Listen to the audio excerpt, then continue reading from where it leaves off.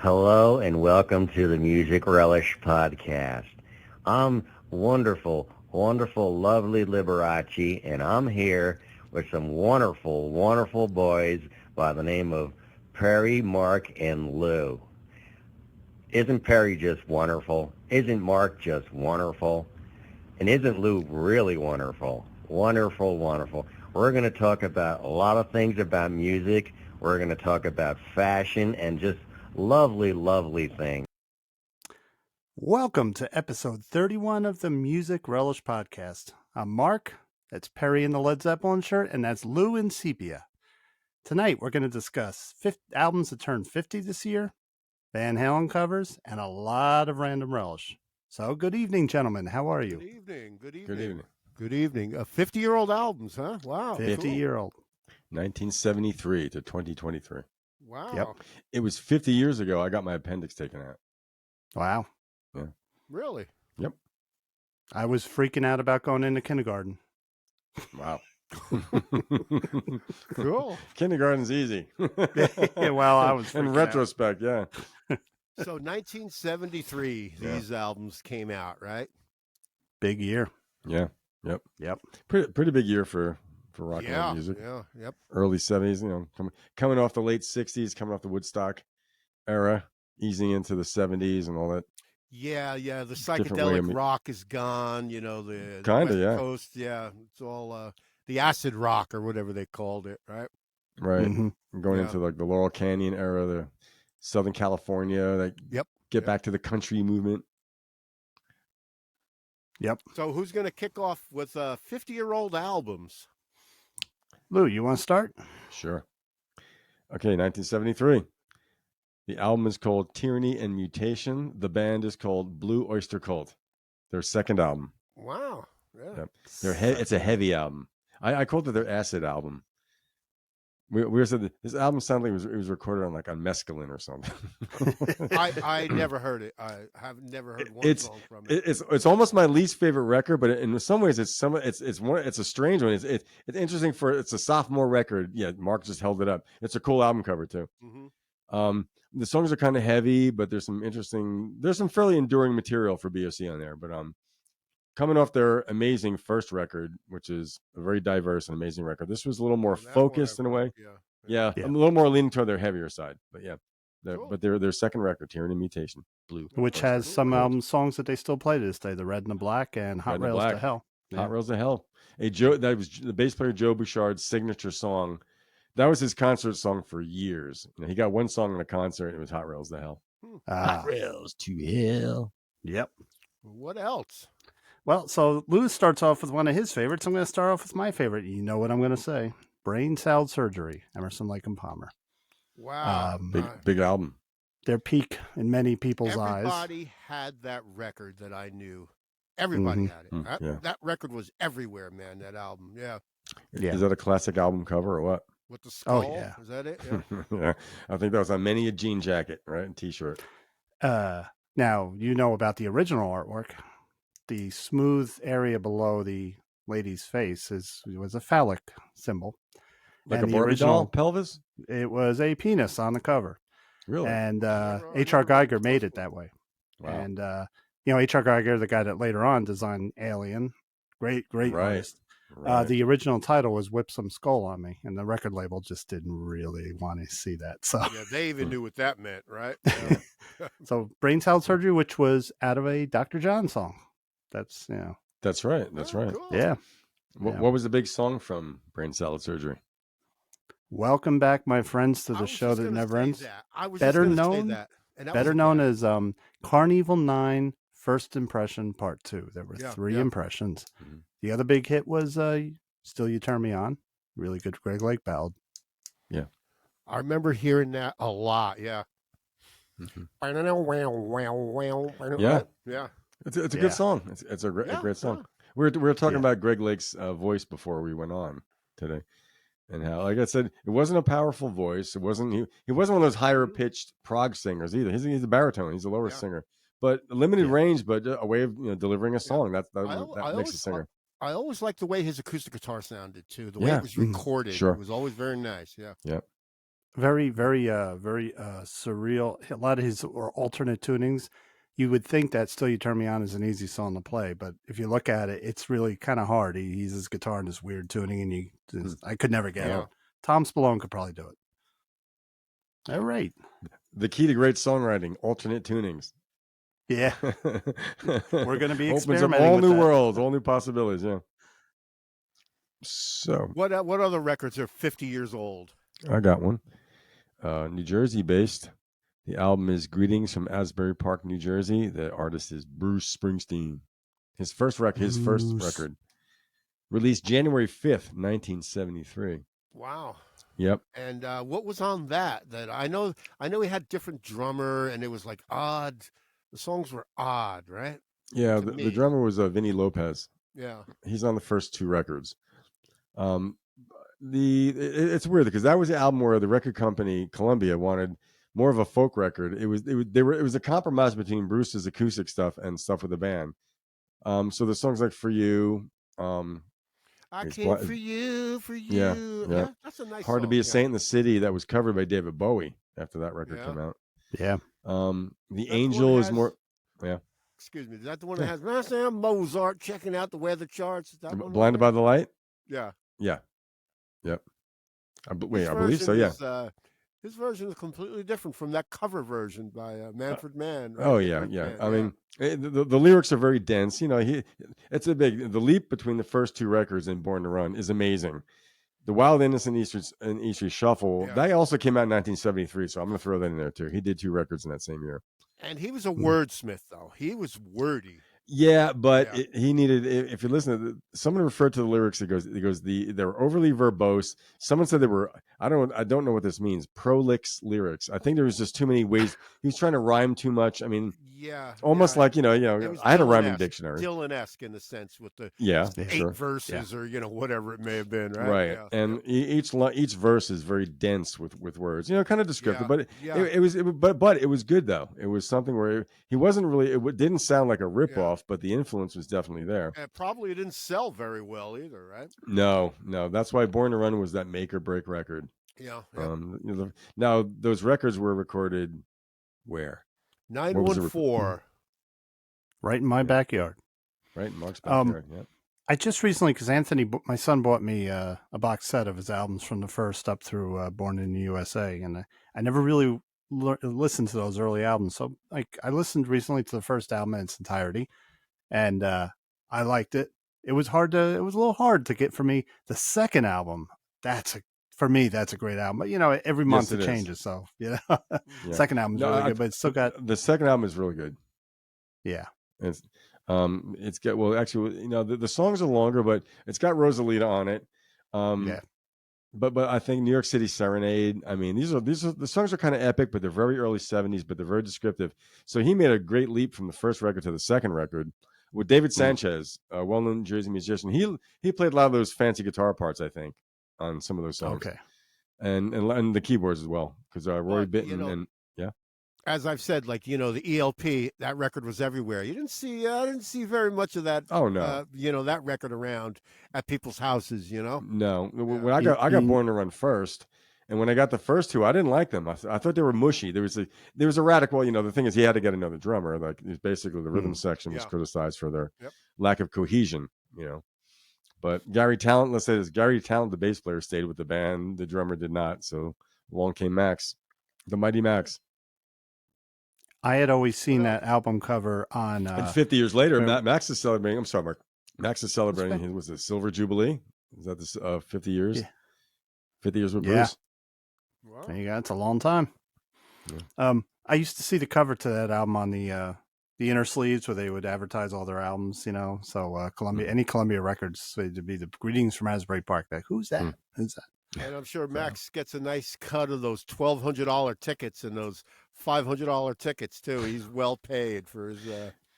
Right. Yeah, I think it's a good setup. It's a good. Yeah. I think. Well, I guess him and Gary Talent.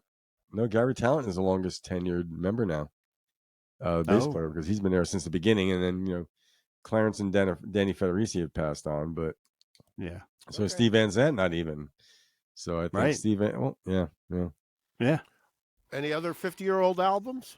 Yeah. Oh, I got plenty. But let me say, Down and Dirty, bluesy. One of the albums that does, on one of those albums I mentioned, I like sounds better on vinyl because it has scratches and it's got a great inner sleeve of an enchilada. Trace Hombres, ZZ Top. Oh yeah, one of my favorite albums of theirs. That was a big record. Yeah, yep. Jesus Just Left Chicago. Three great stuff, right? Yeah, I think they left Texas. They recorded that, I think, in Alabama, or they did most of their stuff in Texas, but that record they recorded somewhere else. And I said that was Billy Gibbons said that was like a lift for them, like just going somewhere else to record. But it's got Lagrange on it, right? Yeah, Lagrange. Is that the one that goes? That's it. Is that the one Van Halen got a lot of nice off? gals down there. Is that the one Van Halen ripped off for Hot for Teacher? Yeah, kind of. Well, it's got one of the best opening twofers, like a medley. It's Just Got Paid, I think, and then it goes into Jesus Just Left Chicago. But they don't. It's an edit because you can hear it just goes bam right in. But what a great opening to an album. And I do like Billy Gibbons playing. Because just like David Gilmour, it's okay to play slow. Don't have to play fast. Blues, right? blues works. Yeah. Mark Knopfler actually tried to get Billy Gibbons to give the secret to his sound for Money for Nothing, and Billy Gibbons said he melts down the like the front bumpers of like old '57 Chevys just to say like, I'm not telling you my secret. Pretty much from what I've read, Billy Gibbons told him to go scratch. Yeah, so many words like how about let me play on it. And he figured it out anyway for that Money for Nothing. He figured the sound out anyway. Pretty much.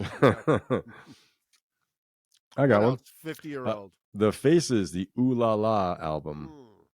Now I learned something. I learned something I didn't know before. That song Ooh La La, Ooh La La. Yeah. That's Ronnie Wood singing lead. Ronnie Wood does the lead vocal on that. Yeah. Yep. One of the most enduring songs, I guess. Rod Stewart was being a little difficult. So there were a lot of sessions he wasn't there. He was late. So that is Ronnie Wood singing one of the best known songs. It's in a certain TV commercial now. I forgot the product that it's being used to hawk. Yeah, but And Rod sings it too, of course. It's just that famous song. Rod Stewart. He covered it. He covered it on one of his albums. Spanner Sings, I think, or something. Yep. Yeah. Really, but Woody did a great job. Absolutely. Yeah. It almost sounds kind of Rod. I never really knew it was him. No, I didn't. I thought it was Rod Stewart. Wow, cool, Ronnie Wood. Yeah. Yeah, they look alike and they sound alike. It's that rooster hairdo. Yeah. All right, Perry. Yes. And anyone who's watching the show, you're wearing one of the albums tonight. Ooh, Houses of Led Zeppelin, Houses of the Holy.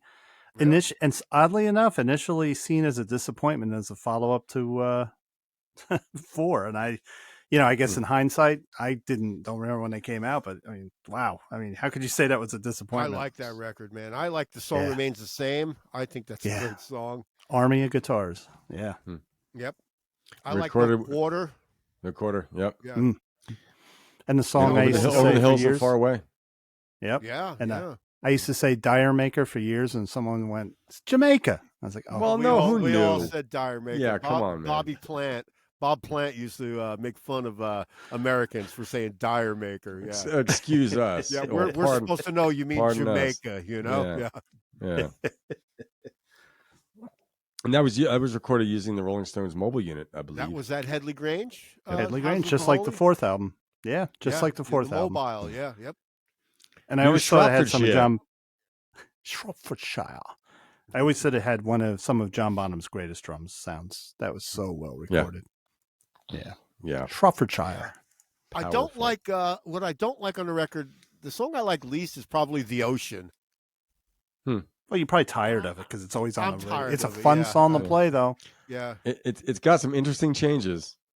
Yeah. Okay, time for a music relish ding. Enough. Yeah. All right, time for a ding. Zebra did a great cover of The Ocean. Who really gives that a one's shite, for Tom. Mark? Don't start on my Who Zebra. Cares? Oh my God. Okay, you're up, Lou. I got one. Eagles, Desperado. Second album. The concept record. Glyn Johns, recorded in the UK still? I believe so, yeah.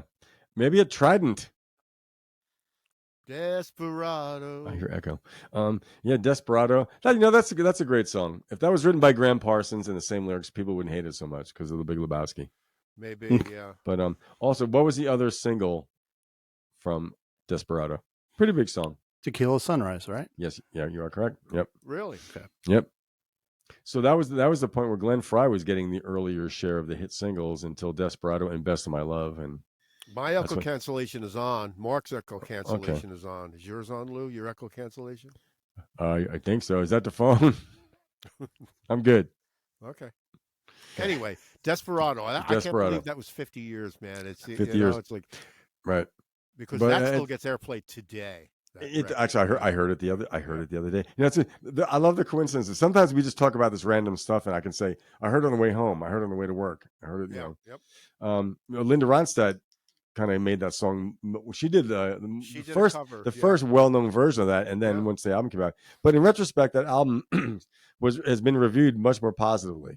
There's some good songs on it. There's some good music on it. Never mind the vocal parts, but. And it allowed me to realize that Randy Meisner is the lead singer you only want to hear on 2 songs per record. Good point. It's just, I mean, Take It to the Limit is his Bridge Over Troubled Water. Yeah. But to hear more than 2 songs, I'm like, it's that always singing at the top of the register. Henley did it too, but in a different way. He was that's who he is. Henley was silky. But there really, as I think about it, there are no original Linda Ronstadt songs. So, she just covered. She covered things, yeah. Yeah. Like Andrew Gold was one of her contributors. Yeah. Andrew Lonely Boy Gold. I just learned today that Michael Nesmith wrote different drum. I didn't know that. Yeah. Do you know who played drums on it? Hal Blaine. Michael Nesmith. Jim Gordon. Oh, okay. We did mention that last time. And Bernie Leadon plays guitar on it. He also wrote that song for the Monkees. Listen to the band. Who wrote Anti-Griselda? Griselda. I don't know. That sounds like a Mike Nesmith song. Yeah. Or Peter or Peter Torkelson. Any other 50-year-old? Otherwise known as Pork Torkelson. 50. There's a buttload. I think, Mark, it's your turn. Oh, well, yeah, it's my turn. All right. We're going to the last album of Mark II lineup. Who Do We Think We Are? They never toured behind it. They were fighting. Damn. Good album, though. I love that record. I had it on cassette, man. My Woman from Tokyo. Tokyo, yeah. That's the last with the original lineup. Well, the second lineup with Ian Gillan. Yeah. Mark II, yep. So that's the last version with the best lead singer they ever had. Yeah. My Woman from Tokyo in my is opinion. A great pop song, if you ask me. Great pop song. Yeah. And Mary Long. How did you lose your virginity, Mary Long? Now you know what that was about? British journalist, yeah. She was like the I guess Tucker Carlson of the day in England. She was telling everyone how to live. She was very churchy and everything. So he writes, "How did you lose your virginity?" I mean, what a line to write. Wow. Jesus. Yeah. Mary told Johnny not to write such trash. What's your dirty story? That's a great record. Everyone's got one. Who do we think we are? Yeah. Now, on Purple Records in the UK, in Europe, and what were they on? Warner Brothers here? Yeah, Warner Brothers. Yeah. The drumming on My Woman from Tokyo, the hi-hat work on that song alone, amazing. Yeah. Jazzy, very jazzy. Yeah, Ian Pace. Yeah. Right? Someone sent me an Ian Pace video. I forgot he's left-handed. Really? He plays a left-handed kit. Just like Philip Collins. What a great record, man. Deep Purple, Who Do We Think We Are? Yep. Okay, you're up, Lou. Oh, there's a bunch. Mike Oldfield, Totally Tubular Bells came out. The Exorcist, a creepy I had intro. that album. One of you guys has it now. I have it now. Yep. You bequeathed it to me. The Manor in Oxfordshire. Next to Shropshire. Yep. Next. That's that old manor, and that's you stay there while you're kind of like Headley Grange. You stay there while you're recording, right? Right, and you poop in a chamber pot just like the old days. Oh, we mentioned bodily functions. We're not supposed to do that anymore. That's from the telephone show. I'm sorry, I digress. No, not worthy. All right. what else? 50-year-old records. Was it my turn or yours, Mark? Did I mention one? I don't think you did. I didn't. You just mentioned. Just mentioned Mike Oldfield. You're up, Lou. Okay, no, that's right. It's Mark. I mentioned Totally Tubular. Oh, that's right. Totally Tubular. And just a little thing, I have on pre-order the remix on DVD, Blu-ray audio 5.1 of Tubular Bells coming in May. I can't wait. I remember I had the record, slightly distorted guitar. Like. All right, I'm gonna go with a very dark album, very sublime. I don't know if you guys ever listened to it, but Passion Play by Jethro Tull, the cover of which is a dead ballerina. Not familiar. Very. It's if someone says I like Jethro Tull, give them that album. If they say they like it, they're a fan. If they don't, it's there. I don't think there are any real big hit singles from it. It's their second #1 album though in the U.S. Actually, that went #1. Really? And Golden Age when Prague albums. What were some of the hits in the U.S. on it? I have no. There's a song of Passion Play, I think, right? But I don't know. Yeah, it's like there was no Locomotive Breath, or I don't think there's a hit on it. None. Yeah, there's not. I know it by the music. I don't know by song titles, but there's nothing that was radio friendly on that album. Like Thin Ice of a New Day. Nope. No, that was later on. That was some War Child. War Child, dance the days and nights away. How about this one? Steely Dan, Countdown to Ecstasy. Yeah. What's on there? My Old School. But Estifa. Never going back to my old school. Okay, a quick trivia question. We've done this before. Who is the Daddy G that is mentioned in that song? Famous political figure. Now deceased. Oh, yeah. You mentioned related to the Watergate. Show. Gordon Liddy. G. Gordon Liddy. He's the Daddy G. He was like a federal prosecutor or some kind of G-man. I guess he was. You might have mentioned G-Man at the G-spot. On the Milk Crates and Turntables. I did. Yeah. Marco Polo. All right. I'm coming up with an album that I think even Perry likes one song on. Sabbath, Bloody Sabbath. Ooh. Hey, I had a cassette, man. I love that record. Yeah. And what songs play keyboards on it? Don Airy. Dreams turn to nightmare. Heaven turns to hell. No, Rick Wakeman played all the keys on that album. Yeah, it was keyboard laden, that record. Yeah. And Ozzy Osbourne, I think his vocals were triple tracked by that time. I think. Yeah. Kind of an annoying production. It sounds like they're in the back of a gymnasium. It's not echoey, but it's also not in your face. Right. Yeah. A completely different guitar sound for Tony Iommi. It was sounded very compressed. Does it sound like Spinal Tap when they play the airplane hangar for the Air Force Base? No, not that bad. Does it sound like Sex Farm? No. It just sounded compressed to, the guitar sound for Tony Iommi. And then Bill Ward's drum sound. Bill Ward is mixed way back, whereas the previous album, Volume 4, everything was in your face. That was like, who produced it? Do you know? Like, was it the producer that did that, or the engineer, or? I'm not sure. It was a Black Sabbath record, and it sold a lot. I'm sure. Yeah. I think Tony Iommi had a lot to say in the sound, like, because he was in charge. Like, they said to Tony, "Give us the riffs," and he was doing it all. Poor guy. I remember the cover. He was like Jimmy Page. Cover with the the arms hanging over the side. Oh, it's a scary album cover. The front, and the back is the angel. Yep. Yeah. Okay. Bill Ward, underrated drummer. Yeah. Yeah. I got one. 1973, Lynyrd Skynyrd, pronounced Leonard Skinnard. Lynyrd Skynyrd. Produced by Al Cooper. Legendary Al Cooper. Yeah. The Forrest Gump of rock and roll, Al Cooper. Was that your almost said Alice Cooper. First record? The first record with Freebird. Freebird is the last track on the album. So I've heard the studio version of Freebird. The live version. Freeborn? Well, that's one of those, like, I don't need to hear that damn song anymore ever. Oh no. Yeah. I did you ever play that in any of your little early conglomerates of of musicians? I know I did. Where like, let's play Freebird. I mean, like before it became a cliche thing to say at a bar or an arena, because that was the mid to late 70s when we all some people want to be Southern rockers for 6 months. But I do I've come to know that the Lynyrd Skynyrd did sound a lot like they appreciated the Rolling Stones. You can tell they played some Rolling Stone type rave ups, you know? Yeah. Yeah. It's funny because the difference between Go ahead. The difference between Bob Burns, the drummer, the original drummer, and Artemis Pyle, big differences. Artemis Pyle was much more looser, more flexible. Bob Burns was good, but he was stiff. See, I wouldn't notice any of that with. I guess I'm not a Skinner fan of at all. You know, enough to even notice. It's not even. I don't know if it's being a fan. It's just thinking from a drummer's point of view, or an engineer or producer. Like Al Cooper didn't think he worked well either. Bob Burns, like he was good enough, more than good enough in a lot of ways, but there was something missing. Yep. So when Artemis came along, he had more of a slippery, loosey-goosey feel, which suited the material better. So the live version of Freebird is much better, I think, than the studio version.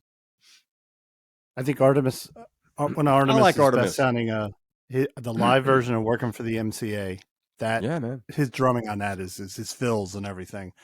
He's a really good. Yeah.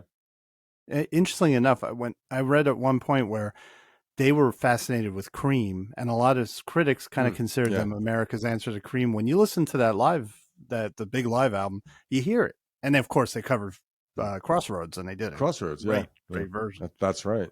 Yeah. Well, you remember the big quote with Pete Townsend when they opened up for the Who, when their first tours. He goes, Pete Townsend's off to the side going. The quote was, "They're really quite good, aren't they?" Like he was impressed.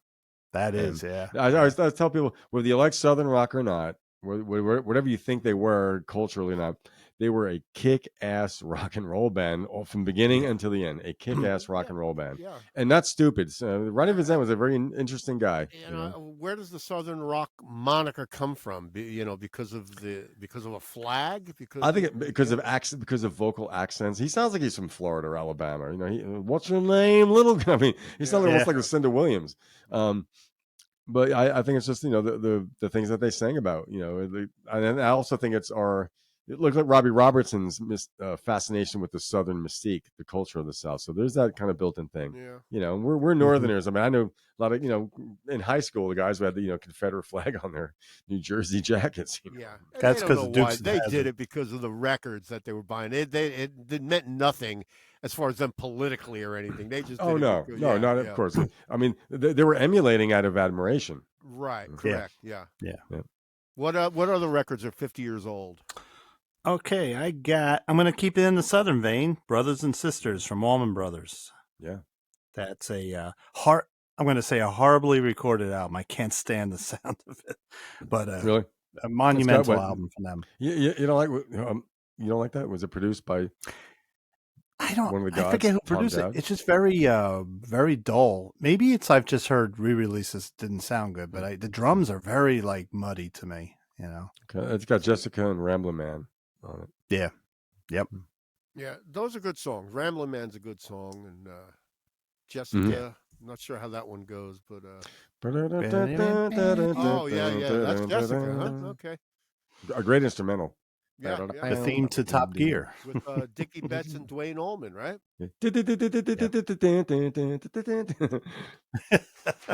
I got one. This is one that was when we were doing album reviews. This was one of our albums that got pretty well reviewed. Jackson Browne for Every Man. Yes, with his version of Take It Easy. Some great. There's some great songs on it. There's some. I still listen to it a lot these days. Yeah. Yeah, right. Got some great drummers on, great musicians. The recently departed David Lindley is all over that record. Mm-hmm. Mm-hmm. Yeah. I think it's his best record. I do. It's a sophomore record based on a track, I think. Leland Sklar, yeah. Yep.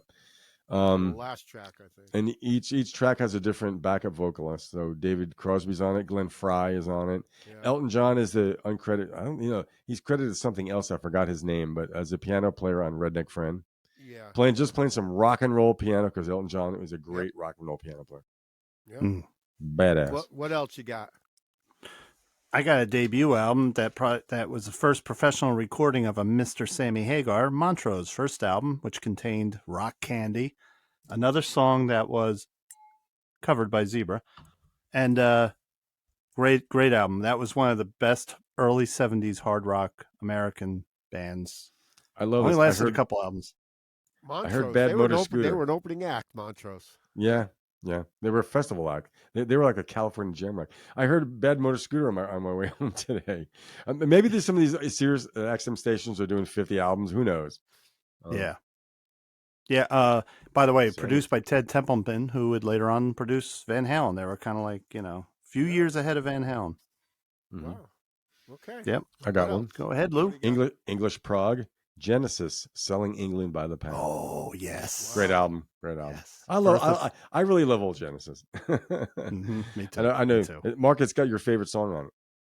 Firth of Fifth. Firth of Fifth, yeah. Yeah. Sublime guitar's melody. They recorded that in a studio. They still had Gabriel on vocals at that time. Yes, it did. Yes. Yeah, I don't know if Phil sang a lead on that.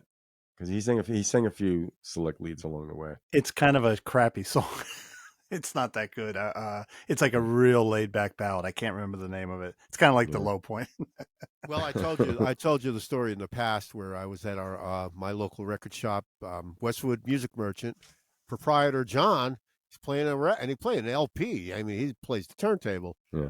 And I'm like, I'm poking around the store, like, what is that? It was Genesis. He said, Genesis, Selling England by the Pound. Oh, wow. And it sounded big, sounded good. Yeah. Yeah. The records were recorded well. Yeah. Phil Collins had a drum sound. Even before the big gated thing, he had his own drum sound. Mm-hmm. Yeah, definitely did. By the way, Perry, John got me into 10cc. I'd walk in and he'd go, listen to this. And he would play. I'm like, who the hell is that? 10cc. So he got me into a few bands doing that. Okay, cool. Good guy. What else you got? 50-year-old albums. I got my favorite Who album, Quadrophenia. Massive album from them. I remember seeing that record everywhere. Yeah, it was a gatefold, right? It was yep. Came with the booklet before Love, Rain, or Me, right? Oh, so many songs. The Real Punk Me versus the Godfather. The Real Me. Yep. What I liked about gotta keep that. The booklet that came with the album had all these pictures. Like they didn't even have the movie out yet, but they did a photo session where they showed like Jimmy laying in bed, walking on the beach. Like you had a movie running with the album if you looked at the booklet. That's what it was. They put so much into that album, and it sounds really good. Yeah, I agree. What do you got, Lou? 50 years old. Buckingham Nicks. Wow. Yeah, 50 years old. I have it. Yeah. We reviewed talked it. about it's it. Great album. It sounds record. great. 50 years later, it still sounds great. Yep. Not a discernible hit on it, but that album was the thing that you saw what Fleetwood Mac became. Yeah. When Stevie and the sound was there. And Lindsay. Yeah. Mm-hmm. Yep. Okay. I got probably my favorite Elton John album, Goodbye Yellow Brick Road. Just goes on and on, 2 records, song after song. I don't think there's a bad song on that album. That album is phenomenal, man. Yeah. Phenomenal. Yeah. At a time when he was putting out so much music, it was a juggernaut. Him and Taupin, they came up with all that stuff. Even the song "Goodbye Yellow Brick Road." Look how the song starts. When you're gonna come. And was that recorded at the Caribou Ranch, or did he record that somewhere else? Do you know? No, that's not Caribou. I think it was L.A. Right? Caribou was later on. That was Rock of the West. Something Chateau? No, I mean in France. You're right, Lou. The Chateau, whatever. Producing? Maybe. Was it Gus Dudgeon? No, it was France. Yes. And, Gus Dudgeon.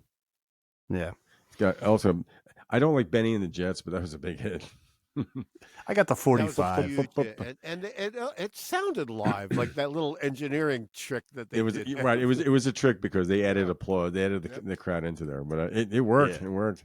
Yeah. I got one. John Lennon, Mind Gorillas.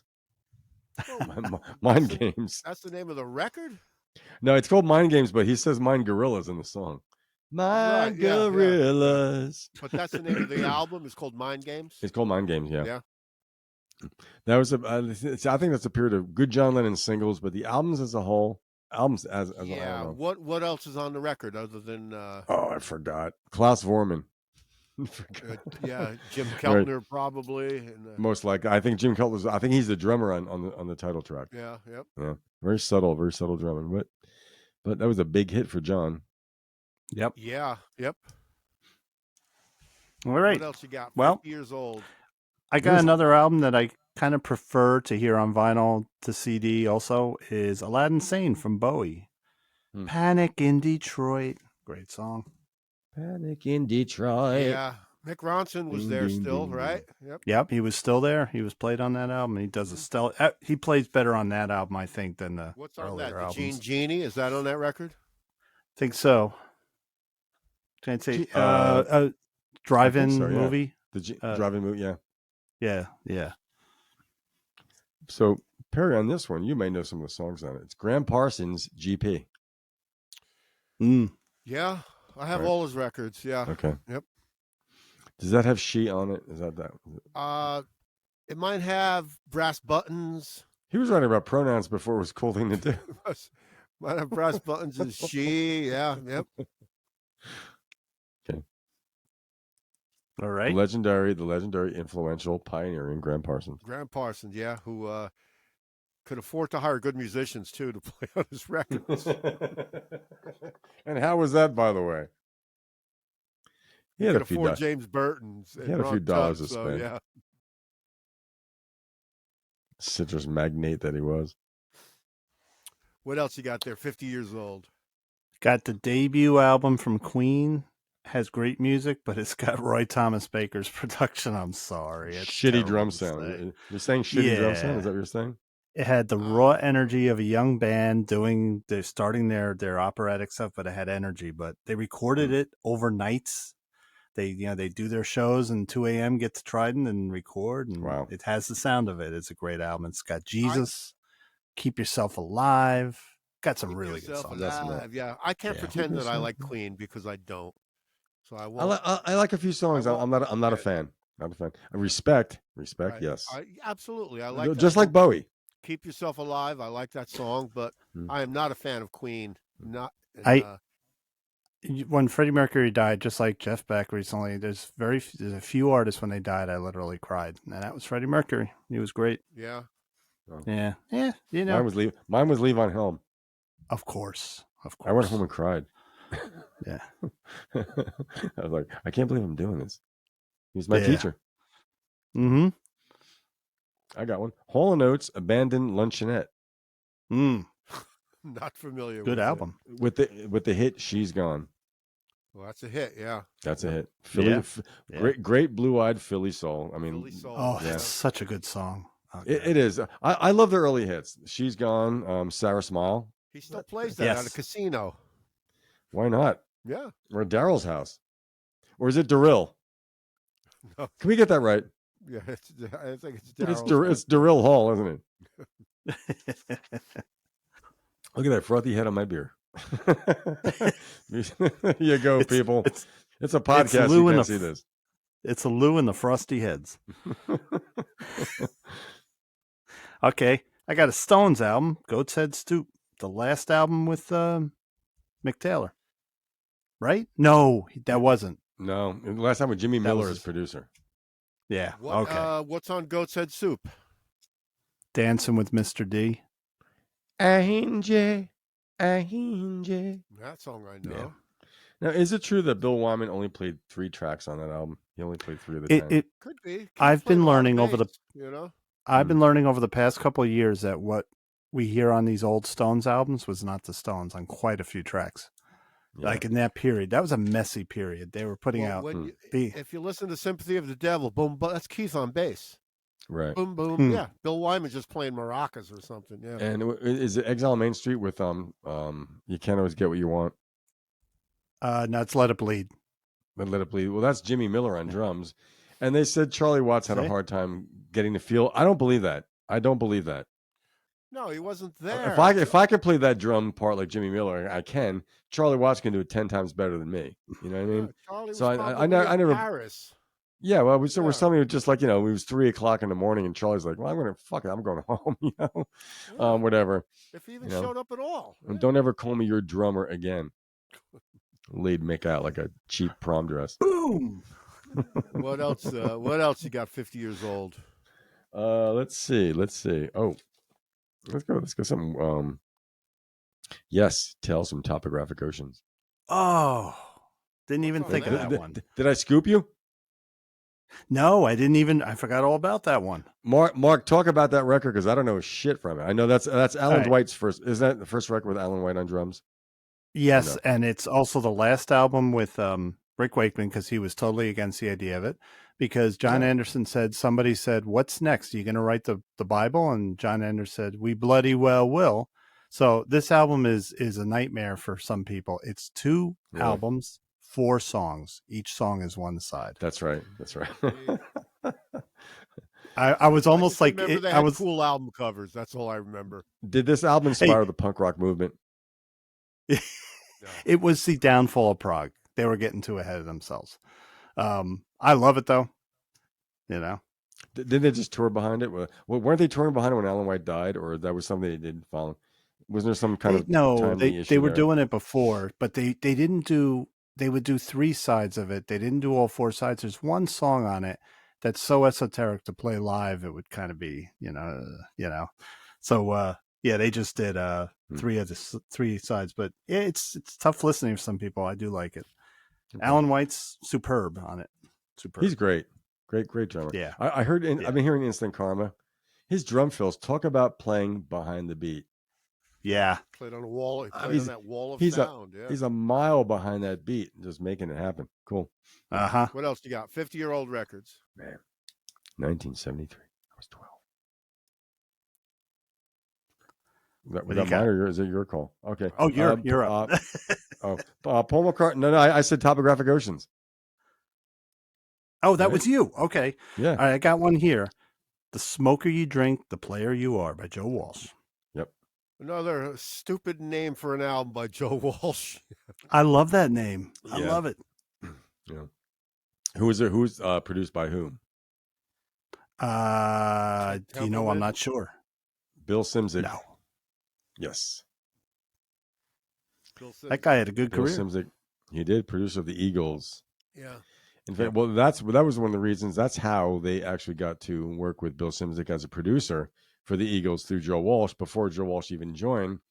And there's stipulation. They said to Bill Simzik, it's on the Eagles documentary, the history of the Eagles. Glenn Frey goes, "Can we mic every drum?" And he goes, "Yeah." He goes, "Okay, you're in." Yeah. And they the rest used to write on the inner groove of Eagle albums. They used to write notes to Bill. Yeah. You know. Yeah. VOL is 5-piece live. Victim of Love, 5-piece live. That's a good song. Guys, where are you? We got there's a whole show. We can't do the whole show on this. We're like okay. No, but I got a few more though. Are we really? Come on. All right. Come on. How about 3? How about 3 more each? All night. Okay, let's roll. I got 10 more. 10 more. No. I got 30 more. Just mention them. We don't have to analyze every one of them, right? Right. Hey, let's analyze. That's what we are. We're an analytical show. All right. What do you got? I'm an intellectual. Records. I'm being sarcastic, Perry. Okay. What do you got? Well, let's rattle a few. Let's just rattle a few off, though. Yeah. Okay. Mark? Oh, me? Okay. Yeah. A Wizard, A True Star from Todd Rundgren. Okay. No need to talk about that. Okay. A band that influenced Van Halen. Budgie, Never Turn Your Back on a Friend. Budgie. Yeah, I've heard you talk about them. That they used to really appreciate that band, right? Yep. Yeah. What else you got? Captain and Me, the Doobie Brothers. Yes. I had that record. I got to tell you, the first song is Natural Thing. I love the guitar sound on that record. Yeah. You know something? Having heard some Doobie Brothers tracks, never had an album, the early stuff, they were a great band. I like Another Parkin' Sunday. I mean, what a great song. Yeah. It's a great pop song. That was a good record, the Captain and Me. Yeah. I got one here. The New York Dolls. Glam Rock, 1973, which I don't really like. By the way. Yeah. I just saw some documentary, I suppose you would call it, on David Johansen. I did not like it, man. I don't know. Like, who says he's a jazz guy now? Hot. Right. I don't know, man. I don't know. I just never liked his care. voice. I never cared about the New York Dolls or anything. Keep sucking down those cigarettes too, by the way, David. Yeah. Go ahead. He was no Mark Bolan. No. Okay. All right, Mark. Laid Back, the first solo album from Greg Allman, which contained a different version of Midnight Rider with an orchestra. Very good album. Yeah, and also Jackson from that record. Yeah. He did a version of Jackson Brown's "These Days" in it. Only he did it in the key of E. He did it in the key of E. Sing it lower. Yep. I got one. The Beach Boys Holland record, 1973. I believe album. "Sail on Sailor" is on it. Great album. A live record? What's that? No. Is that a live record? No. They recorded in Holland. It's a studio record. Carl was kind of the main guy, but "Sail on Sailor" was the single from that. I remember hearing that song. Yeah. Do you know who sang "Sail on Sailor"? No. Wasn't a Beach Boy. It wasn't. Blondie Chaplin was a drummer, multi-instrumentalist. Yeah. But they all took a shot at it, and Carl was in charge. He goes, Blondie Chaplin should do it. That might have been their last hit. Last top 40 he works with the Rolling Stones. He's like, he's one of those guys in the back of the Rolling Stones. Yeah. Also in the band's latter days after Robbie, he's on the High and the Hog record and stuff like that. Yep. Cool. When they did that album, they brought they rebuilt the studio. They brought it all over to Holland from the United States. It cost a tremendous amount of money. Record label must have been like, "What the hell?" And Mike Love was still an asshole. Now, were they off of Capitol? Were they on Brothers Records? Did they have their own company? That might have been Brother at that point. Might have been Brother Records, Perry. So that means they had to foot the bill for that then. Right. Yeah. Against royalties. Unless they were distributed by a big company and the big company picked up the check, right? They were working with, was it William or James Guercio, the guy that worked with Chicago and Blood, Sweat, and Tears? I think they were working with him at that point. Not one of my favorite Beach Boys songs, I got to say. Sail on Sailor? Yeah. I love it. I love really? it. I love it. I crossed. Actually, Dennis tried singing it. Dennis could have. I'd like to hear his version because that's, anyway. Yeah. Pacific Ocean Blue. Great record. Yeah, absolutely. Yep. Okay. Right. Was that me? Yeah. Catch a Fire, Bob Marley. Yes. Okay. Yeah. Yep. Not going to say anything else, just listing it. This one, George Harrison, Living in the Material World. Living in the material world. Yep. Yeah. Yep. Jim Keltner. I remember having that record too at one time. Yeah. I got a Prague one after Mark. If he doesn't get it, I'm going to be shocked. Okay. You're going to get me. Big, it's Big Prague. But it's your turn. All right. Well, one of two albums from this guy in this year, or this band, because it wasn't his name. Alice Cooper, $1 Million Babies. Yeah. No More Mr. Nice Guy. Lou, school me on the $1 Million Babies was 1973. Yeah. Yeah. That is a great friggin' record, man. He did two records in 73. No More Mr. Nice Guy is a great pop song, in my opinion. It sure is. It's a great pop song. Elected is on there. Yes. Okay. Yes. Right with the the political. All the I'm your top prime cut of meat. I'm your choice. That's great. Yeah, that's great. That is great. Is right. Elected, dun, dun. I love his voice. He wasn't a heavy metal singer. That pop he vocals. Loved rock and roll, man. He loved rock and roll. Oh, and also Donovan singing on $1 Billion Babies. Yep. Not at that. He also made. We were talking about the nice guys of rock and roll. Alice Cooper's on a lot of nice guy rock and roll lists. Yeah. All right. Yeah. Yes. Go Alice. Yeah. Okay, I got one. It's King Crimson, Lark's Tongues in Aspic. What the fuck? I didn't think of that. I've been listening to a little bit of that lately. I think I sent you guys a clip of whatever. Like, you did. That's odd Perry, shit, man. Perry, that's totally where my head's at. That kind of music. So just so you know, that's what's going on through my brain every day. Lark's Tongue in Aspic and they Red. Said, "Long live Prague." Mark, I have a title for your first album: Mark's Tongues in Aspic. There you go. And I'm going to have a little thing of aspic pudding. Yeah. What else? Am I up? Got? Oh, I got to say it. The Gorilla in the Room, Dark Side of the Moon, Pink Floyd. We don't even, nothing to be said. But came out that year. We got to say it. What songs are on that? Another Brick in the Wall. That's the one where they sent Alan Parsons over to talk to people, and there were just people blabbering about anything, like I've been fucking mad for fucking shirt, and, that would be on the record. Yeah. All right, what you got, Lou? I got. There's a whole shit. Oh wait, hold on about Dark Side of the Moon. Excuse me, Lou. Yeah. This the one where I saw the making of it, and they were like tape loops, like a big giant loop of tape, and somebody's holding it with a pencil, and there's a big chunk of 2-inch tape going around it, right? Yeah.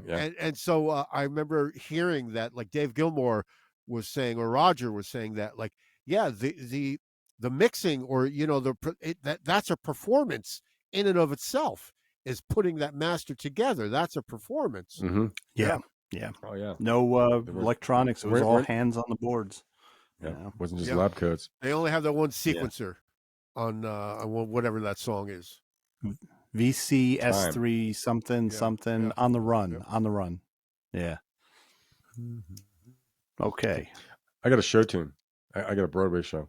The Jesus Christ Superstar soundtrack by Andrew Lloyd Webber and Tim Rice. 50 years and ago. who played Jesus? Meatloaf. Meatloaf. No, it wasn't Meatloaf. Shit. Ian Gillan. Ian Gillan. That's right. That's right. Really? And that's why when you see Deep Purple live, did he do the vocal on the record? He played Jesus on the record. Is he on the soundtrack? I never knew that was him singing. Yeah. Is he the one singing every time I don't understand? Whatever Jesus says. That was girls. No. There's a rock song that Jesus sang on the record, and like that was Ian Gillan. On the record, it would have been Ian. Anything Jesus sang, yeah. Wow. And years later, in Deep Purple, they would always go into Jesus Christ Superstar in the middle of Strange Kind of Woman. They would always lunge into it, just like a couple measures of it. You know. Did he do any of the theater stuff of that, or did he play on stage? No, just on the record. Wow. You learned me, the record, man. You learned me. I didn't know. Cool. Very cool, Mark. Yeah, right. Nice. I'm glad I brought it up. Yeah. There you go, Mr. Smarty. Yeah. All right. An album that starts off with a drum lick. Lou, think about it. We're an American band from Grand Funk Railroad. Grand Funk Railroad. Oh, yeah. Ba-doom, ba-doom, ba-doom, ba-doom. Bang. Yep. Another overrated guitar player, Mark Foreigner. Who produced the record? Who? Todd Rundgren. Yep. Okay. They were on Capitol, I believe, too. I've got Grateful Dead, Wake of the Flood. What is on that? I couldn't tell you. Good songs are on that album. Are there? Yeah. Name me one. Can you name one? I can't. Name me one. It's not a challenge. It's just it's a quest. Scarlet Begonias. Scarlet begonias, blossom blooming. Are you just making that up because that could be a Dead song? If you're I'm singing Scarlet Begonias to the melody of Sugar Magnolia. See, it's like when you sing the Stairway to Heaven to the Gilligan's Island theme. I never heard about that either. What is this? There's a version. I don't know who did it. Dark Side of the Moon with that movie, The Wizard of Oz. Yeah, Wizard of Oz. Apparently, someone has sung the lyrics to Stairway to Heaven to the melody of the Gilligan's Island theme. On what, like TikTok? I don't know. I don't know what it is. Maybe on YouTube. It's like just sit right back. There's a lady listen. who's short. That all that glitters is gold. What else do we have? All right, listen, I got to retract my statement. Scarlet Begonias isn't on that album, so I'm going to get yelled at. But my favorite ballad is Stella Blue and Eyes of the World. Stella Blue. Stella Blue. Stella. Paul McCartney and Wings, Band on the Run. That's a biggie. That's a biggie. That's a biggie. That's a biggie. There's some good songs. I had the record. Yep. Band on the Run, Bluebird, Mrs. Vanderbilt, Picasso's Last Great Words. Song. Yeah. That was all stuff he was playing live when they did Wings Over America. They were playing that pretty much that whole record too. Yeah. That the one he went to Africa to record? Lagos, Nigeria. Yeah, Nigeria. No, Kenya or no, it was Nigeria. Lagos is in Nigeria. Yeah. And that was he played the drums on. He played actually. I think that was him, Linda, and Denny Ling. Yeah, the other two guys backed out the day before the flight or something. Denny Sewell and maybe McCulloch. No, he joined after that. Jimmy McCulloch after that. Yeah, McCulloch was there for the Wings Over America and all that. Right, and Wings at the Speed of Sound. Yeah. Boom. But wow, 1973, Band on the Run. Yep. That was silly love song. Big record, man. I got one for Scott McLean from Milk Crates and Turntables. Aerosmith's debut. Aerosmith with The first Dream On. record. Yeah. Dream On's on the first record? Yeah. Seriously, really? Isn't that weird? I did not know. I did not know that. Okay, I got one here. Paul Simon. There goes Ryman Simon. Okay. What's on with that? the hit song Kodachrome. Big. No, I like that song. Always like hearing that on the radio. Yep. Yeah. I bet you that's Steve Gadd on drums. Mama don't take my Kodachrome. Mama don't take my Kodachrome. Yep. I think of all the crap I learned in high school. Yeah. He said crap on a record. Oh, crap I learned back in 73. All right. I got my first guys. page. I got my first page almost filled out here. I got Piano Man from Billy Joel. Perry, please don't ask me what song was on that album. It doesn't matter. It doesn't matter. Who's the drummer? Who's the drummer? Who's the drummer? I don't know. Who? Ron Tutt. Ron Tutt. Elvis's yeah, Ron Tutt. Played on the first two Billy Joel records, yeah. Yep. Sing us a song. Of a Piano Man. I could hear Neil Diamond sing that song. Sure. I got one here. The Mahavishnu Orchestra, Birds of Fire. Great album. Okay. I'm done. We're almost one. I'm done. I got a couple if we don't mind. Let's see. Sparks, a woofer in tweeter's clothing. That's a great title. I don't know. The Mail Brothers. The Mail Brothers. I don't know a song. Russell and the other one. And Raphael or something. Hawkwind, Space Ritual. Okay. What is that? I have that thing. That's an English. That's like a very influential early English band, maybe pre Motorhead. Ringo Starr's Ringo record. Nazareth, Razamanaz. Paul McCartney Wings, Red Rose Speedway, 2 records in 73 with Paul.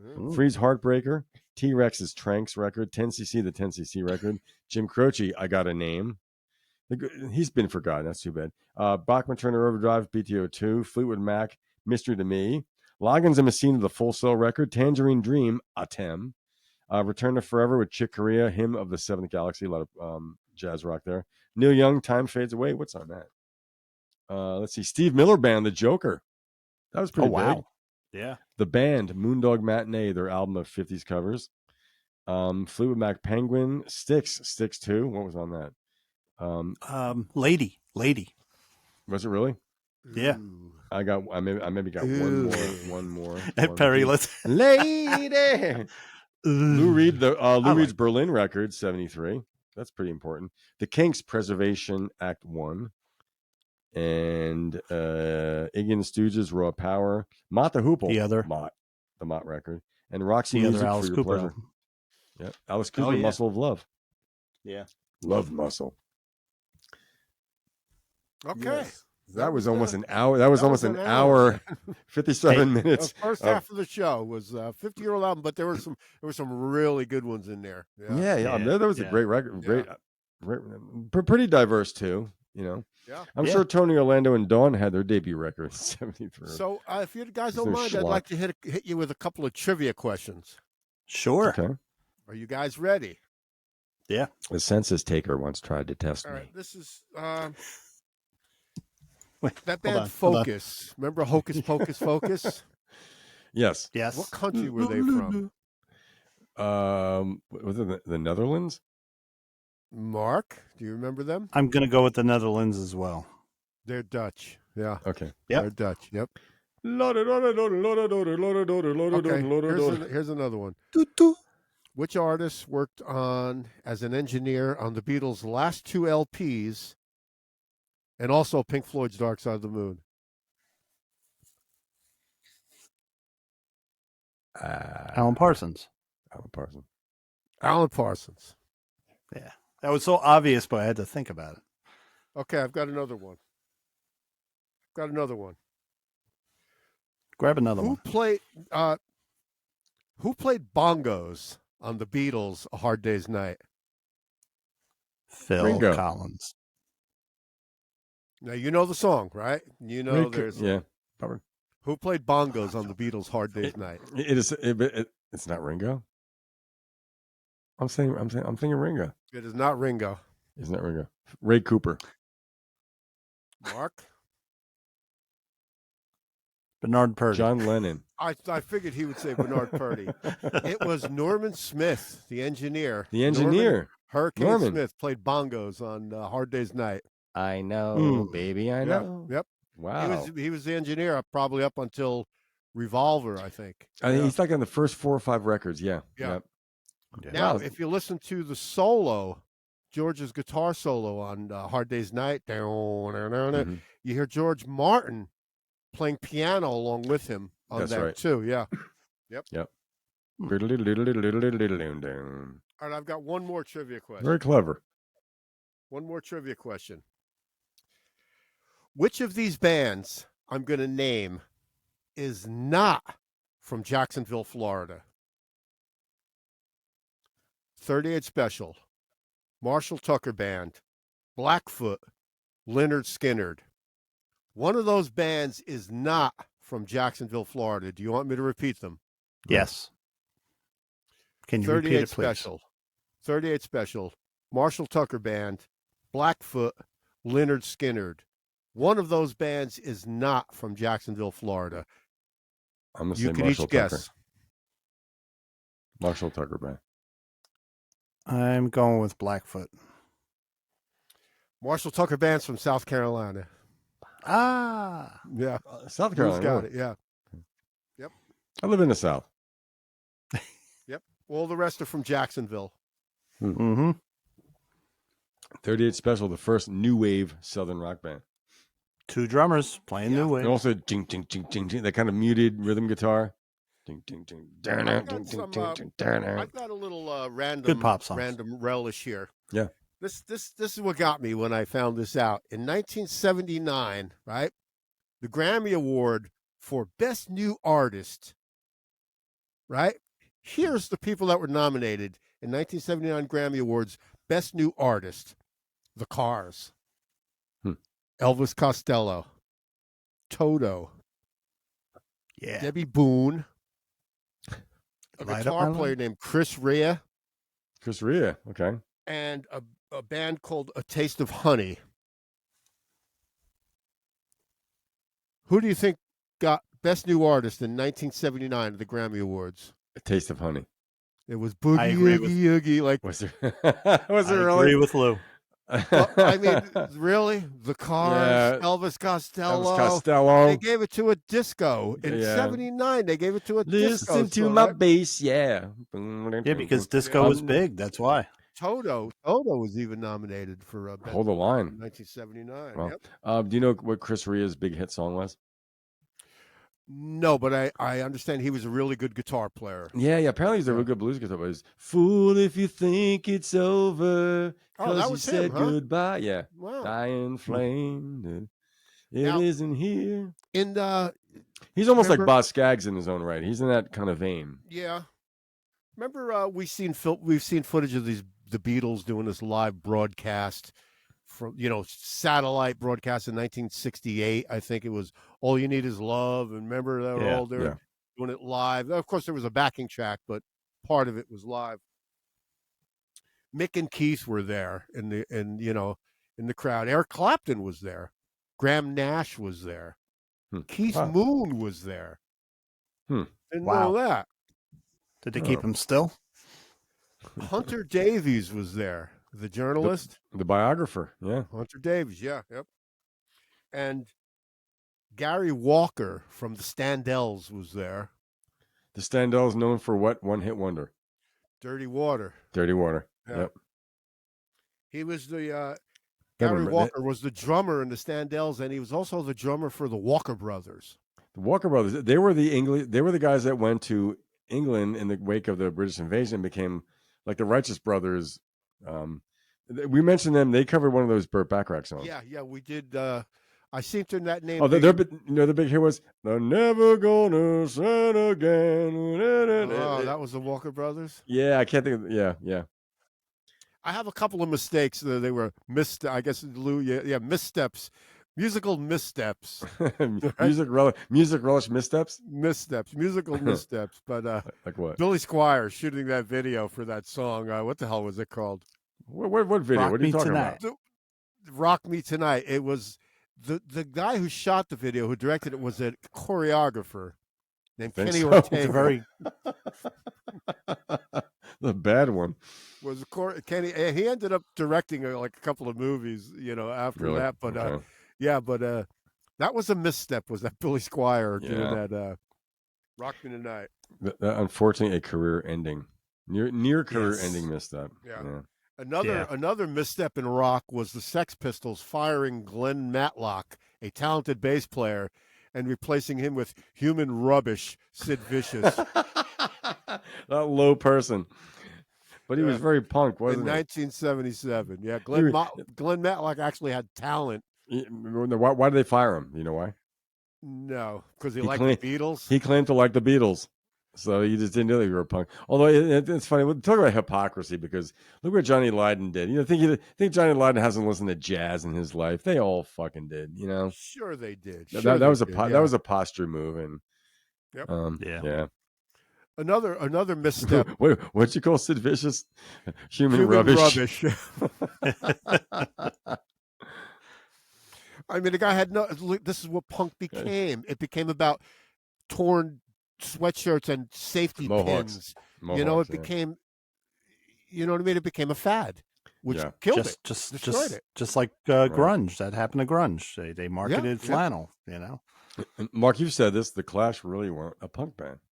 The Clash and the Jam, they were not, both of them. Neither of them. Elements of punk, of course, but they were too talented. They were too talented. They had too much musical scope. Yeah, as Raw, they weren't slick, but I guess and he took Paul Weller because of the politics of George of Joe Strummer. Well, and with the Jam, Paul Weller fed off the energy of punk. He definitely fed off it. He wrote social lyrics that reflected the movement. But both of them. They were a mod pop band. The Jam. Yeah. Yep.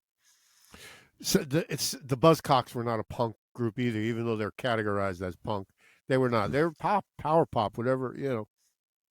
Here's another musical misstep. 1983, David Geffen suing Neil Young for not being Neil Young enough.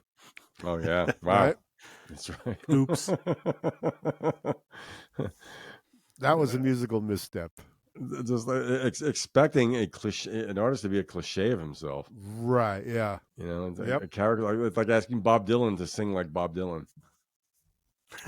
Yeah, right. Because Bob Dylan always constantly changed his voice. Right. So, as far as Neil Young, did he win the lawsuit? Did Geffen win the lawsuit? Geffen dropped the suit. Yeah, he did. Okay. Did he get Neil Young out of his contract? Hopefully.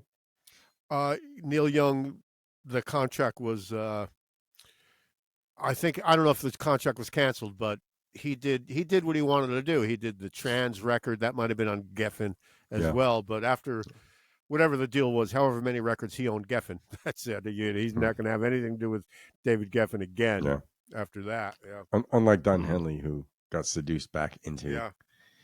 And this was not a misstep. This next one here is a good thing. Smart move by Warner Brothers in 1996. They gave REM $80 million to deliver 5 albums. That was a smart move. Smart move. Yep.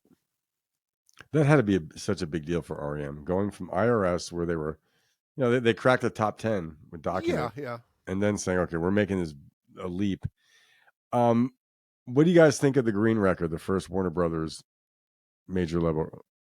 First impressions and then like latter day impressions. Because our friend Sot Mitter Singh got me a copy of Green, and I've listened to it since. With the exception of 2 songs, it's a great record. I mean, and that's just my opinion. What songs are on Green? Oh my, Pop Song 89, Love Stand, You Are the Everything. I Remember California, Orange Crush, which was that was them sounding like U2. Come on, even they had some mandolins in there, like You Are Everything, right? You Are Everything. No, The Wrong Child is. I mean, that's a downer. That's just me. The song is just too down for me. Pop Song 89, though. Pop Song 89. Yep. What song? What year did that come out? 88. 88. Okay, so I was a total metalhead then. All my metal friends loved Orange Crush. People loved it. Oh, cool. The video was like it's a great song. Yeah. Well, it's got it's Peter Buck playing some that's a very modern sounding song for them. They've listened to the drums. That's not a Bill Berry drum sound. It's that high piccolo snare. We were talking about the really thin. It's yep. It's very military sounding, but at the same time, it's coming off of that was the first hit I think after The One I Love, which was their first top 10. Now was that Don Gaiman? No, that was Scott Litt. Scott Litt produced Document up until I don't think he might have produced Automatic for the People. That might have been the last record with Scott Litt. If not, it was Monster. Because they worked with Don Gaiman, who worked with John Mellencamp. Yeah, they did. That was Life's Rich Pageant. They did the one record with them. That's a great record. Life's Rich Pageant is a great record. Was Joe Boyd. No, that was Fables of the Reconstruction. That was the third record. Oh, okay. It's Joe Boyd. They recorded that in England. Then they came back to America. They recorded Life's Rich Pageant, which had Fall on Me. Yeah, that was their hit from that. Yeah, that was a top 40, most likely top 40. Yeah. Yeah. Well, cool. But the next record, Document, I think The One I Love hit number 7, probably the highest. But they cracked the top 10. Wow. Yeah. Mark, so what's been happening in the news, man? I know there's some stories out there about these bands battling each other and over money. Well, the Journey thing calmed down. They're touring. They took Greg Rowley out on the road with them, and that kind of just, I hear great reviews of the shows. Everybody loves them. So I think they just made up because they got money. That's the bottom line, Mm-hmm. Yeah. The Kane. But yeah. Put them on a little board. You guys probably know as much as me. I haven't been following up at this Motley Crue thing. What I've heard of it, I'm on Mick Mars' side because they've basically cut him out of everything. They told him when he retired that he could still be part of the organization, and evidently they're not paying him. Yeah, yep. His claims, he's claiming Vince Neil backing tapes, of course, but one thing that pissed me off, he claims that Nikki Sixx had backing tracks for his bass just so he could jump around the stage. So he can. If you're a bass player, about the stage, that's unforgivable. At the age of 75. If you're a bass player and you have to have backing tracks of your bass, just get the hell off the stage. Even Gene Simmons plays the bass, or we think. Yeah. Well, sitting down. Yeah. Well, you know what? I'm kind of on Mick Mars' side, but not really, because take the 5% and consider yourself. Well, they bumped lucky. that 5%. He wanted 25%, but he's not touring with them. So what they're saying is, when we go on the road, you will get 5% of all the money we make on the road. You don't deserve 25% because you're not there. But you know what his side of it is? His side of it is all those songs are his.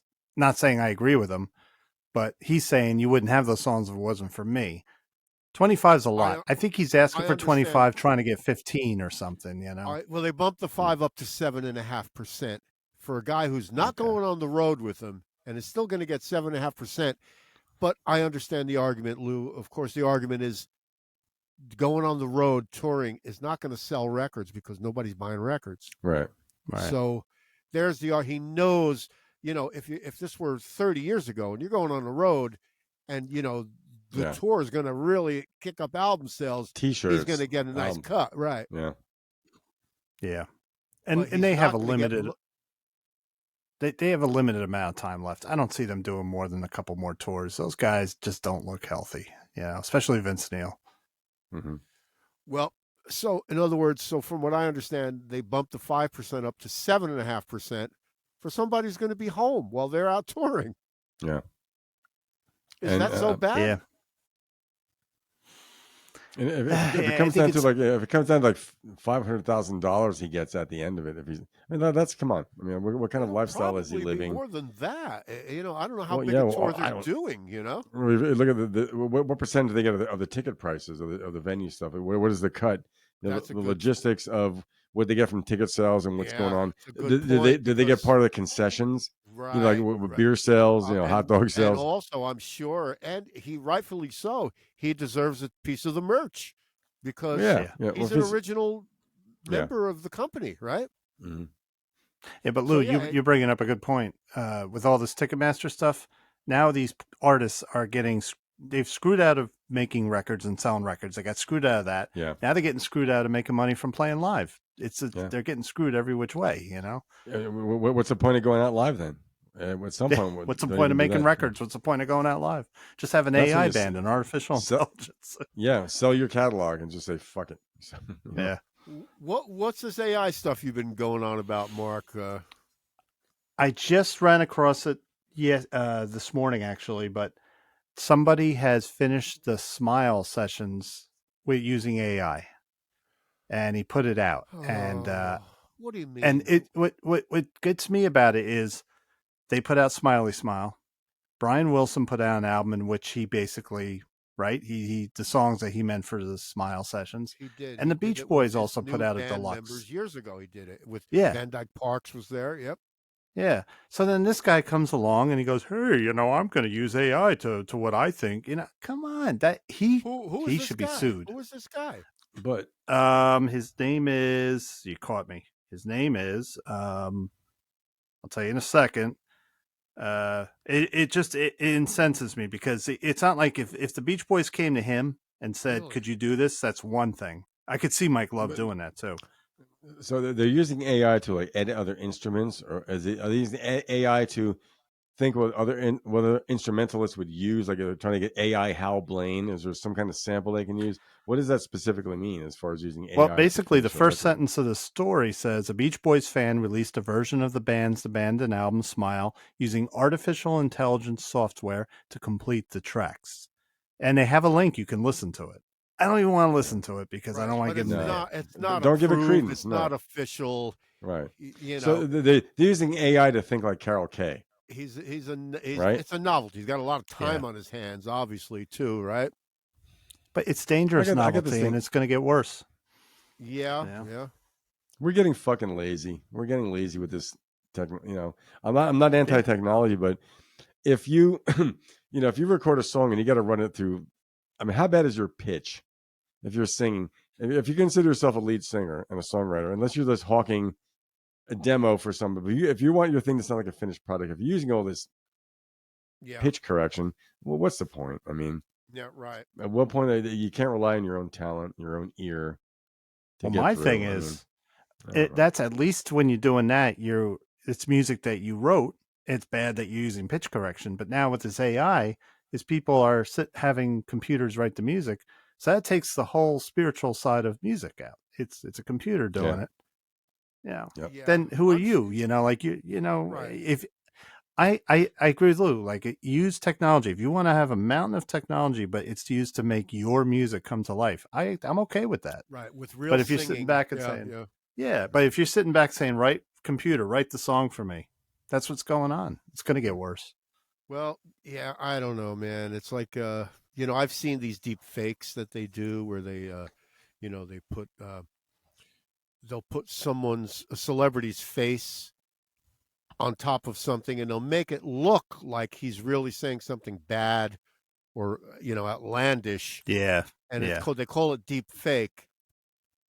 But I can always tell when it is. So, like even the AI, I don't know if hopefully it just falls apart. Sirius XM has a couple stations with an AI disc jockey, and Howard Stern was asking other DJs on Sirius XM what they thought of, and they all 100% of them. It's bullshit. It's like Sirius XM wants to put them out of a job. They would love to have AI do all their stations. Yeah. So the AI is like artificial human voices saying, can they converse? Can they? So the commentary, like on all these DJs, and whether it's Alan Hunter or Earl Bailey, when they're commenting, they're doing their own thoughts. So the banter between songs that's computer generated. You're saying, So it would be some guy, so they're taking samples of people's voices, collating them together and saying, that was Deep Purple's track, from Who Do We Think We Are? That was Woman from Tokyo. Well, they pronounce it correctly, Tokyo. But I heard. Also seen. Go ahead, more. I heard they were playing part of it. Howard was playing some of the stuff, like pieces of it, and it's very strange. It's like, hey, we have coming up next the great new song from Taylor Swift. It's a great song. Like it's very choppy. Correct. Yeah. It's trying to even add inflection now. Yeah, with the because I've seen YouTube documentaries, so to speak, where it's like, you can tell it's an AI voice doing it. And as soon as I hear that anything AI, if I'm watching something AI, turn it off. That's it. I don't even give it the chance to. I don't even give it a chance. My thing is, Perry, haven't you done that on our intro? On our intro, welcome to Music Relish Podcast. No, that was a voice changer. But to what end? If you're going to replace a DJ with AI, why don't you just play music and have no talking? I like DJs. Yeah. I like the idea of a DJ like you said, Lou, Alan Hunter. He talks and he brings up stories from the 80s. With the guy on Deep Tracks, what's his name? That classic rock guy, Earl Bailey. He comes up with great stories. He grew up, Earl Bailey. Earl Bailey. Yeah. Even Scott Muni. Scott Muni used to tell stories. All right. Well, but the point is, it's just like Lou said, they're telling their own stories. It's real, AI is. So reject any people out there. Reject AI, man. Anything AI, reject it off. Because it's rejecting what we do here. We talk about like if each of us had a radio show, before you introduce Steely Dan's My Old School, you would say, can anyone name who the Daddy G? That human element. You cannot create. You can create the facsimile of it, but you cannot create the mind behind it. Right. For instance, in the near future, we're going to do a Music Relish radio show where, we're going to play some of Lou's songs. We're going to play some of my songs. We're going to play some songs that Lou and I wrote, a friend of mine's song, and that Mark played guitar on. How can Lou's going to explain the song? Lou's going to explain the song. What were you thinking? Where did it come from? What did you play on it? How did you record it? Who else is going to say that? Who else is going to do that? You can dictate it. Well, they could say, this is Perry Dedovich on guitar. This is Mark Smith on guitar. This is Lou on drums and vocals. But they can't say, what happened during that session, without why Mark is not happy with his guitar part. They cannot explain that. But you see, Mark is not explaining it. That whole thing is an insult to us that they put an AI DJ. It's just an insult to the listeners. Yeah. Total insult. Just don't have it. If you want to screw over DJs, lay them out, put them out of work, then don't have anyone speak. Didn't they start doing that years ago with something they called Jack Radio, where they tried to eliminate the DJ and it would just be automated? And Jack Radio? Yeah, I think they called it Jack Radio. That sounds familiar. Yeah. We had it in New York, yeah. Jack you guys want to get into some Van Halen cover songs? Yeah, I've covered many Van Halen cover songs. Well, only about 8 of them, right? Well, I was playing Van Halen as I regularly do the other day, and I go back and forth between the years. And they always struck me as funny is that they're up there as one of the biggest rock bands. They're up there with not Led Zeppelin. They're up there with so many bands, but they got a lot of covers, and it always was interesting to me. And I went over their catalog, so All right, so I'm just going to lay off really quick on their albums. Let's get into it then. Yeah, let's get into it. First album, they had 2 covers. Of course, one of them, You Really Got Me. And they also covered Ice Cream Man. Yep. Yeah. Ice Cream Man was a John Brim song, an old blues song. Van Halen 2, You're No Good. Linda Ronstadt song written. Yeah. They covered that? Yeah. You never heard it? Yeah. It's good. Well, it's I'm good. not a Van Halen fan, but I've heard Ice Cream Man and You Really Got Me, and yep. No, it's a good cover. It's a little laid back. With Sammy Hagar. Van Halen 2, David Lee Roth. Second album. Oh wow. Cool. Yeah. All right. So. You're No Good. Who did that originally? Who wrote it? Yeah. Clint Ballard Jr. wrote it. But who sang it originally? Linda Ronstadt. D.D. Warwick. Dionne Warwick's Dionne's sister. Yeah. That's right. D.D. Warwick in early 1960s, I think. Yeah. Yep. She had a couple other hits in her own right, too. Yeah. Yep. Very cool. Perry, for a bot, you are really smart. Yes. Thank you. Thank you. A.I. Dedovich. Interestingly. Echo. Now I'm going to speak like a bot. Interestingly, on their next 2 albums, they didn't have any covers. They did Women and Children First and Fair Warning, which had no covers. The best Van Halen record. Yeah, Fair Warning. Now, that was their least selling. It was considered not a good moneymaker, so guess what? Drag out the covers. Diver Down had 5 covers on it. So they had Was it 5? Really? 5. So, and it's only. Can we say? So, like, can we say side something about Fair one was Warning? covers, or side 2 was covers? It's a 35-minute album with 5 covers. All right, what were those wait, 5 covers? But before we do that, can we say something about Fair Warning, the previous record? Yeah, that's my favorite Van Halen record. Robert too. Christgau, the self-proclaimed dean of American rock journalists, gave that a B- for Van Halen. He actually praised the record.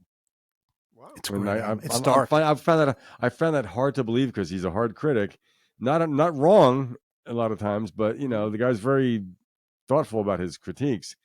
But for him to give the most commercially unsuccessful Van Halen record, and the one I don't think even the fans aren't like lukewarm about, which is funny because that's our favorite. He gave that a B- for Van Halen. That's a great review from Robert Christgau for a pop metal record or whatever. Given his taste, Yeah. So and I feel bad for Eddie because 5 covers was one of them Roy Orbison, "Oh Pretty Woman." Well, just what I'd say about Fair Warning real quick. That was Eddie's album. And that's why it was so dark. Down to the album cover, which is a sick album cover. All right, so really Diver Down. Yeah. Diver Down has Where Have All the Good Times Gone? Great cover. That's a Kinks song. The Kinks, yeah. Mm-hmm. Pretty Woman, Roy Orbison. Natural for me, for David Lee Roth to sing. Yeah. And then I was going to ask you guys, but I'm going to just say up front, my favorite cover of theirs is Dancing in the Streets because they do. Eddie Van Halen said they wanted him to cover it, and he was sitting there like trying to strum it, and he couldn't get it. It's that electronic thing, the thing with his effects. He went it to just the keyboard. makes it. He went to the it's almost like a sequencer. No. Yeah. It wasn't a keyboard. Almost, it was his guitar. No. It was a guitar going through some kind of effects unit. Martha and the Vandellas dancing in the street. Yep. Yeah. Do you think it's better than Bowie and Jaggers? Yes. Nothing could be worse than the Jagger Bowie version. No, does the Jagger Bowie record compare with Billy Squier? They're close. It's worse. They're close. I could listen. I could listen to the Billy Squier. It was that choreographer that probably directed that thing too. Now, their version of Dancing in the Street, it's very original. That's my favorite cover. Yeah. I mean, it's actually kind of funky. You got to give it credit for that. It's a complete original version. Yeah. A complete, yes. Mm-hmm. Whether you like Van Halen or not, but I think the fact interesting drum beat by Alex too. Yeah. He's so underrated, and you know why? I think when a lot of people, I was talking to someone when Eddie died. A lot of the rock stations were playing Van Halen, of course, and he's my employer at work, my friend John, and he goes, is he just bashing his way through? I said, a lot of ways, yes, because Alex did a lot of things that Ringo did. Ringo used and Alex used the crash cymbal as a ride, where it created this shh, this like wash over a lot of the music. Yeah. So a lot of that stuff, I'm like, so this is love. I mean, it's a crash cymbal using to fill a void, but he's a much more subtle and slippery drummer than people give him credit for. Hot for Teacher, that's big band heavy metal drumming. Yeah. Whether it's a ZZ Top song by another name is another subject, but the drum fills in that, big band, jazz. Yep. Heavy. What other covers did All right, so after that, that might be it, right? No, Big Bad Bill of Sweet William Now was an old song by Milton Anger. I didn't write it too good. And of course, the final song on the album, Bippy-Dum Day, Bombadita. Happy Trails. Happy. Was that Gene Autry or was that Roy Rogers? Roy Rogers. Dale Evans. Roy Rogers Dale and Dale Evans. Yeah. Great burgers. Happy Trails. Did you guys remember Roy Rogers' restaurant chain? Yeah, yes, I loved do. it. Yeah, I absolutely do. They were good roast beef sandwiches, man. They had trigger burgers too. No, they did it. It was horse meat. They did not. It was roast beef. Bombadita. Happy Trails and You're No Good are two good examples where the band. But that's a good example of how their vocal harmonies work good on those songs. They sounded really good. But that and You're No Good, Were there any covers with Sammy Hagar? Yes. Well, that's it. So, yes, there was one. So they did, nothing until OU812, your favorite album cover, Perry. Favorite album title. Apolitical Blues by Little Feat. That was on there. Oh, yep. And I don't know of any others. Lou might know of another one, but Apolitical Blues, yeah, Little Feat. Yeah. Yep. Actually, So- I think that was all the covers I had written down. Wait, didn't they do a Who cover? We Don't Get Fooled Again? Didn't they record? It was that? on the live album. Yeah. Oh, it was live. Okay. Yeah. Did you know But Eddie's? I get a lot of people that gave their version of "You Really Got Me" flack, even though it was a big hit. They go, "Oh, the original." I said, but at that time, for them to come out and they were like a cock rock band, their version of "You Really Got Me" was just perfect for them. I mean, it really, you know, I like it. I respect it. That was a no bullshit guitar sound. Their version of "You Really Got Me" was one of those things when the people started to learn how to play guitar. They almost started doing that instead of "Smoke on the Water." Right. Yeah. They almost started going, you know. Yeah. They almost the version is almost there's elements of punk to it. It's kind of punky. It's not slick. They even had a song on the first record, Atomic Punk. Atomic Punk, great song. Yeah. I went back and listened to the track listing on the first record. I'm like, I forgot how many really good songs are on that first record. Yeah. But listen to the way Eddie plays. Dun-dun-dun-dun, dun-dun-dun-dun. But if you listen to the Kings, it's dun-dun-dun-dun-dun. It's different. He actually changed the original riff in a way. Sure, yeah. But I have one thing. When did Sammy Hagar? When did Sammy Hagar join? Like 1986 or 85, 84, 85. Right after the 1984 record. But they'd never actually toured till I have this thing here. Remember the first Farm Aid? You remember Farm Aid, right? Yep. The first Farm Aid was John Mellencamp and Willie Nelson, right? September 22nd, 1985 was the first Farm Aid, and there were like 40 or 50 acts there. I mean, Bon Jovi was one. I mean, it was big. Everybody was chipping in to help the farmers out. Wasn't that Van Halen's first? Yeah, with Sammy Hagar, right? Well, no, there wasn't Van Halen. It was Sammy Hagar was there. Eddie Van Halen came out, and this was before, right? So Sammy says, "This is the new Van Halen," and it was just Eddie and Sammy, and I guess a couple of guys who were with Sammy. Yeah, and this was live. It was live on the radio, the first Farm Aid, and it was live on TNN. Remember that national network? It was all live, and it was from like Champaign, Illinois, at the University of Illinois, or whatever it was. It was all live. Anyway, Sammy Hagar comes out, and he goes, "How y'all doing?" He goes, "This is the new Van Halen. This is live," and he goes, "This is for all you tractor pulling motherfuckers out there." They had to cut the feed right.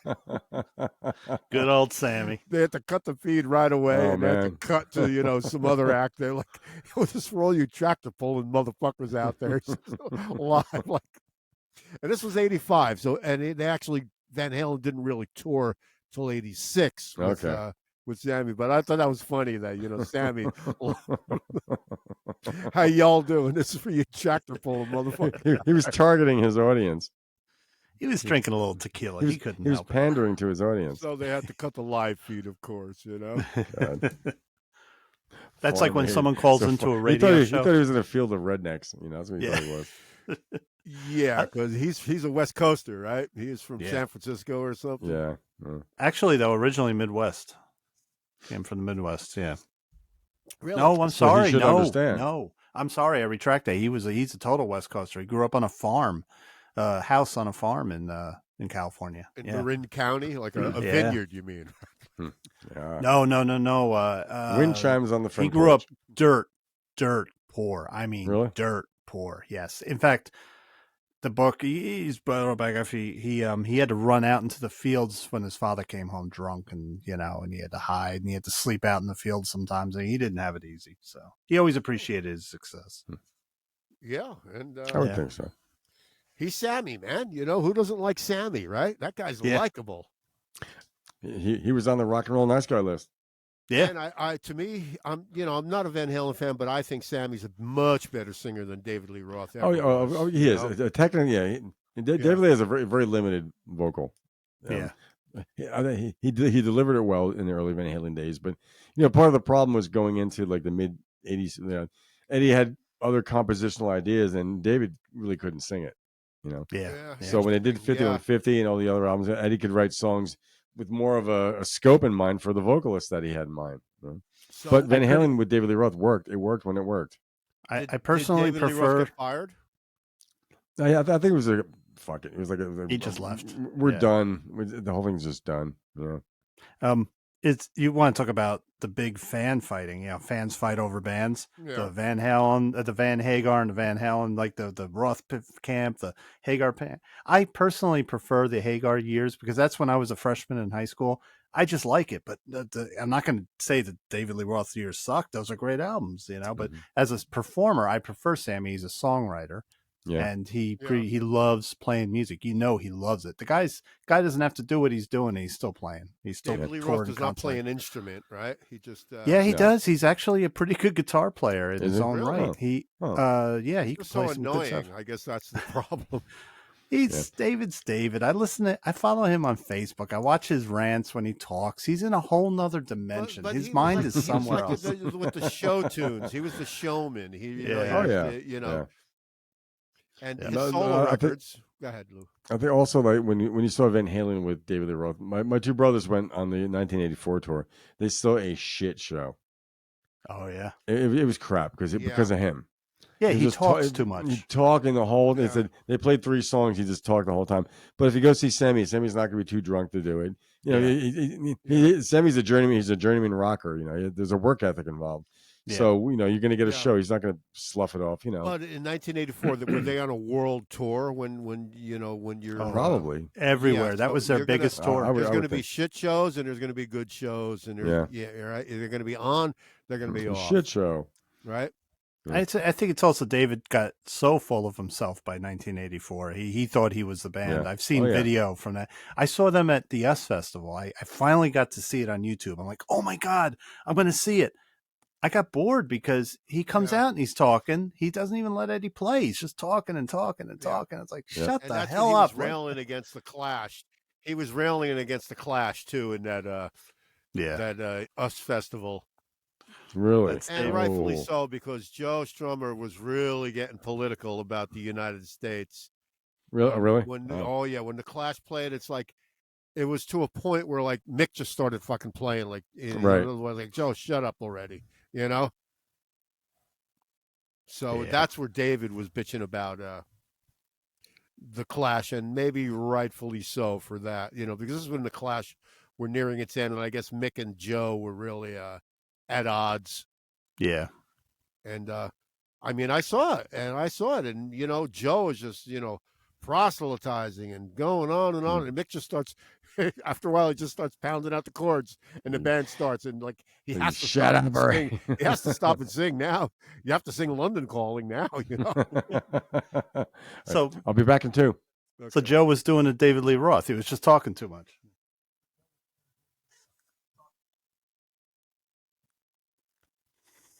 Yeah, well, so that Van Halen thing, man, I don't know. I've never been a fan. Like I said, I like a couple of songs with Van Halen. You know, that was part of my upbringing. It was part of my musical upbringing. So it's like when I hear those old things. I was there. I was young. I didn't take the Queen either. I just never. To each his own. That's music.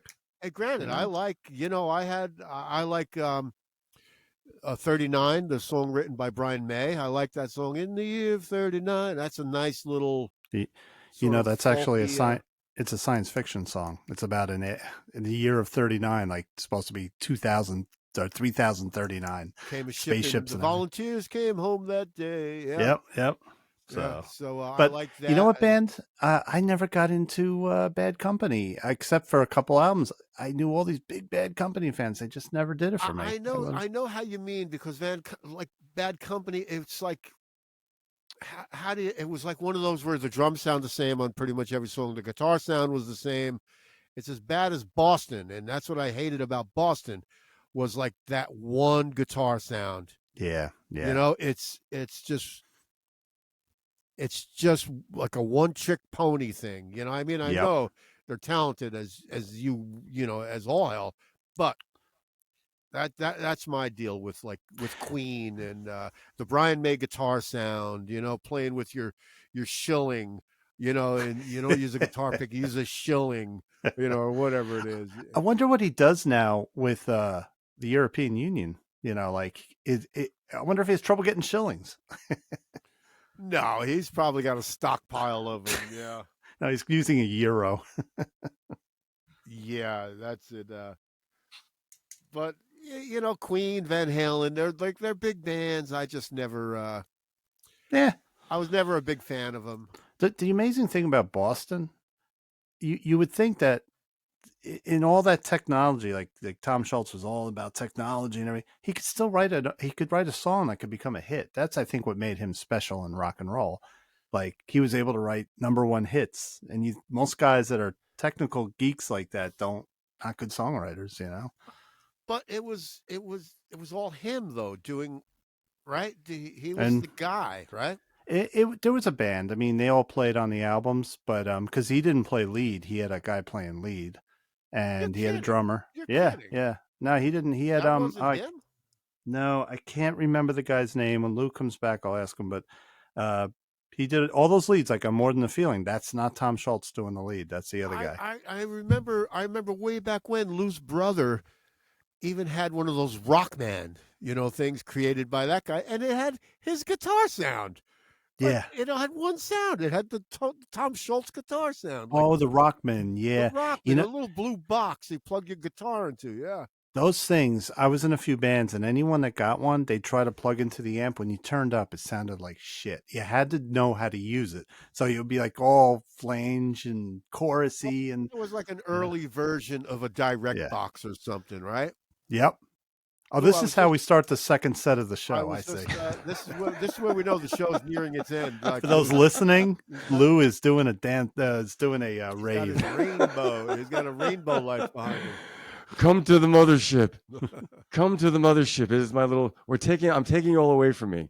I was just saying to Mark about your brother had the Rockman, and it had Tom Schultz Rockman. It had his guitar sound. It had like one sound.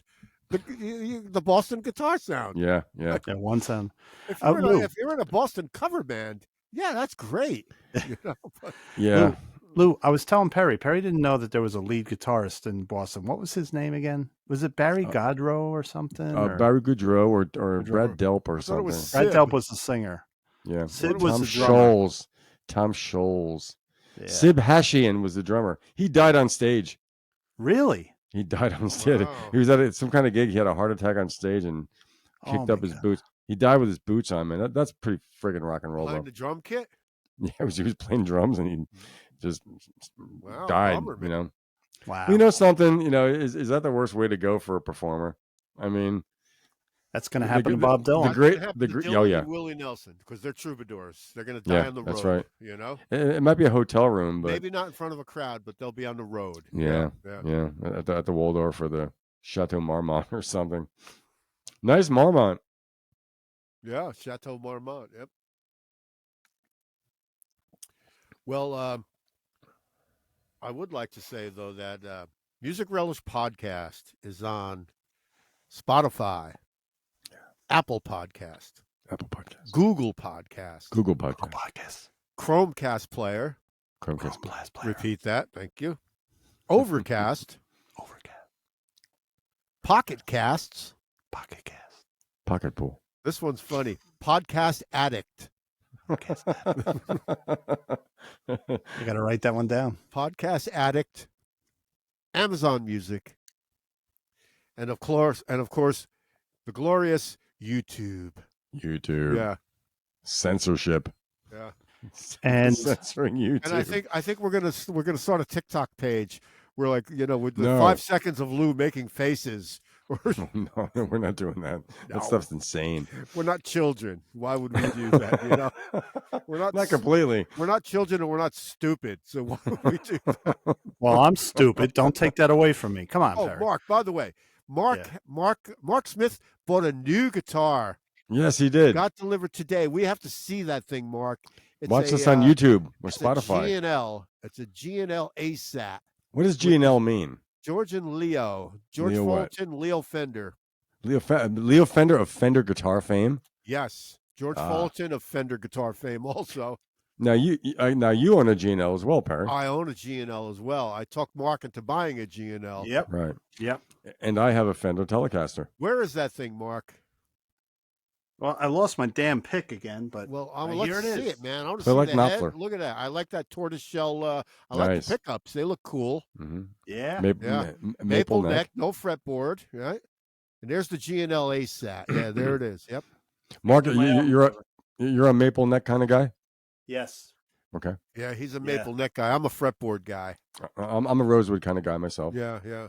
It's got the contoured back, which I like because I got a big belly. Oh yeah, that's right. It's cut like kind of like a Stratocaster. They contour it for comfort. Yep. Right. But I haven't even tuned it up. It was literally I just took it out of the box like 2 hours ago. Nice. So it's out of tune, but yeah. Right. It might need a setup. They set it up for you where I got it from. If anyone goes to Sweetwater Sound, they set it up. Actually, my Gretsch was set up also. Lou, I wanted to ask you, did you get let's plug Sweetwater, I guess, because did you get your Gretsch from Sweetwater? I did. I've never ordered anything from Sweetwater. All right. I feel guilty ordering online because I love to support my local music stores, but I don't have any left around here. So when I ordered from Sweetwater, I think doing it online, you get the same, almost the same experience as walking into your local music store. They're very attentive. They are very also attuned to you. Yeah. If I may say, why should you go to Guitar Center? They're crap. They're shit. You know, Guitar Center is. They sell some of the same stuff. You know, I bought a lot of stuff. Most of my studio equipment I bought in the early 2000s. I got at Guitar Center. Yeah, you used to work there though, too, right? Well, I worked there briefly. It was the worst job I ever had in my life. One of the worst jobs I ever had. You'd be selling drums, and somebody else would come along and take your commission, right? Or some degenerate, some reprobate would chisel me down on drumsticks. I'm like, come on, man. Right. So yeah, Sweetwater. I've never ordered anything from Sweetwater, but perhaps I used to get the catalogs, but it's all online now anyway. Yeah. Right? Well, you know what I appreciate, Perry? So I ordered this guitar. First of all, when you go on the website, you're looking at the guitar you're going to get because they have the serial number. So I'm looking at it's not just a general picture. Mm-hmm. Then when they're packing it up, the guy calls me. I've had the same guy for about 5 years, and he calls me every so often. Yeah. Of course, they're drumming up sales. He advised me on this audio thing for the podcast that I got, the interface. So he actually sent me an email where he took pictures of the guitar right before it went in the case. Like you're seeing it. They go ahead and it's free FedEx 2-day shipping. Yep. That's a great deal, Mm-hmm. Yeah, yep. Geez, we're hawking somebody. But because where I lived before I moved to Asheville, I was living in Barnesville, North Carolina. I had to have it shipped to a Walgreens because they wouldn't leave it at my house. Like I went to a Walgreens in Asheville. Like I got my prescriptions and I got a Gretsch guitar here. And some pork rinds. It's a good thing. Pork. Because wine. Somebody might steal it right from your front porch. Mark had neighbors looking out for this thing. Oh yeah. So Friday I come home. Well, where I lived, I have the whole place booby trapped. It was like the Green Berets. Well, I thought the guitar was going to be pits everywhere. You're like Gary Busey in that Chris Farley movie. Black Sheep. Well, I'd like to give a shout out to my neighbor, Sean, because I mistakenly told him I was going to get it Friday. And I just said to him, I said, look, if you see a FedEx package on the porch, can you just put it inside, whatever, and Porch Pirates, I come home from work and I forgot to tell him I wasn't coming until today. He's sitting there in his chair with a beer going, Mark, I haven't seen it yet. It hasn't come, I'm like, oh, I forgot to tell you, but he was looking out for me, Oh, cool. It was good. I got my son here. I got everything, but it came on a Sunday. So, So, Mark, I have to say, of the guitars I've had, I've had 3 electric guitars. I'm not a collector, but my Telecaster is something I will never, I'll never give that guitar away. I bought it from Perry in the late 80s. And it's just something man. It does. And you can do anything on it. Jimmy Page proved that well. And Buddy Guy plays the blues on it. You can play jazz on the Telecaster. You can play forward neck pickup, and there you're in a jazz mode. Yeah. Don't forget the solo, "The Stairway to Heaven's" on a telly, right? That's right. And I think a lot of songs on that album. It's not just country music. Hey, no stairway. Come on. We're it's not just country music. People used to hear Telecaster, they think, Chrissy Hind, man, Telly, Yeah. Bruce Springsteen. Robbie Robertson in the band's early days before. Dude, no Stairway. That's a rule. I'm not playing Stairway. Don't you know what I'm playing? Listen. Come on. It's in You and I. That's Yes. And you and I will play anything. Yeah, I can't wait to plug this thing in and just experiment with it. It's going to be fun. It's going to be great. I like my Gretsch. It's a big body, semi-hollow body. I got to play that thing, man, on record. When you come down, you will. It has a great airy sound, but when I do distorted, I use different amplifier settings. Yeah. But I always, when I go back to that Telecaster, I'm like, this thing is just it's so snotty. It's such a powerful guitar. It's so pure. That tone, when you do clean Telecaster, it's a pure tone you get on an electric guitar without effects. It's just Like I say, I can't wait. It's so right. And I'm telling my Strat, my Strat's back there crying. I'm like, no, you will never be. That's my guitar, Strat. Whatever. I used to think I don't want a Tele because I thought it's a Fender. Why do I want another Fender? Mm-hmm. Those are two totally different guitars. The necks are different. They feel great. I had a Strat, man. I had a mid-70s Stratocaster, black Strat with a maple neck. I didn't like it. Mm. After playing a Rickenbacker it was dinky. It just I had a 50th anniversary Stratocaster, but the neck with my hands, it didn't fit. It didn't work well. The neck was too big for me. Yeah. You got to fight a Strat. You have to fight it to play it. But the thing is, it plays so easily though. Once you do have it, it's an easy playing guitar, but it's just that neck, the fretboard.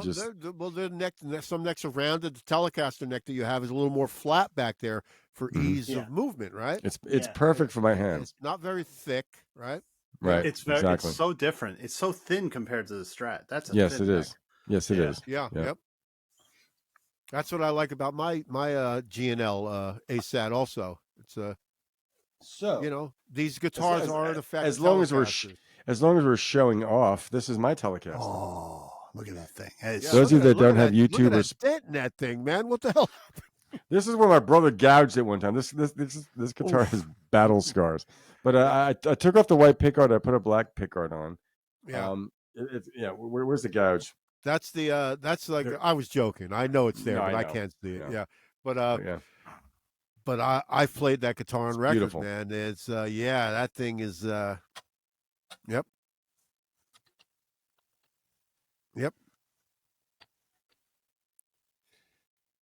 I found your key. Yeah, I think it was B. Yeah. In fact, I only have one electric guitar, and Mark's playing like Tony Tedesco. It's a G&L. Tommy Tedesco. I said his name wrong.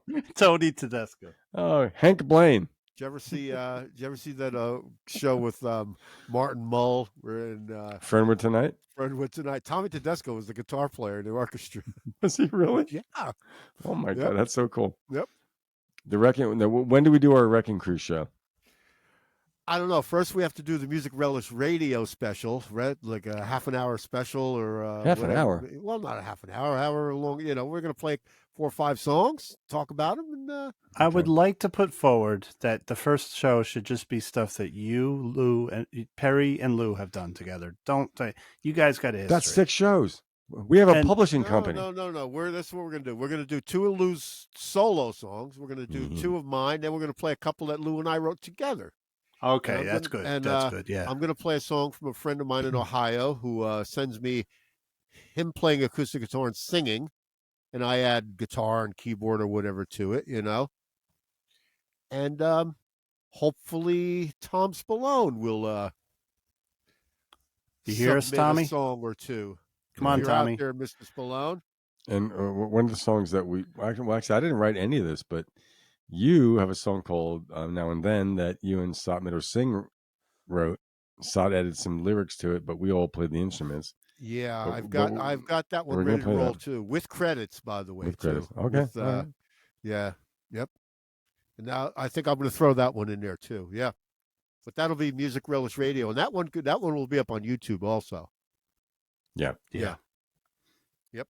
Well, because Tom, if you're listening, we can play all our own music here, whether anyone likes it or not. All right. If Tom's listening, I want Tom to submit "Autumn in New York," one of the most haunting songs. He did a great job on it. Come on, Tommy. Do it. All right. Well, I thought it was a good show, guys. What do you think? Excellent. Always 2 hours of fun and music. Yeah. I love hanging with you guys on Sunday nights. I was therapy. I was surprised that I completely forgot about Deep Purple. Who do we think we are? Forgot that was 50 years old. Of course, $1 Billion Babies, man. I love that record. Oh yeah. Yeah.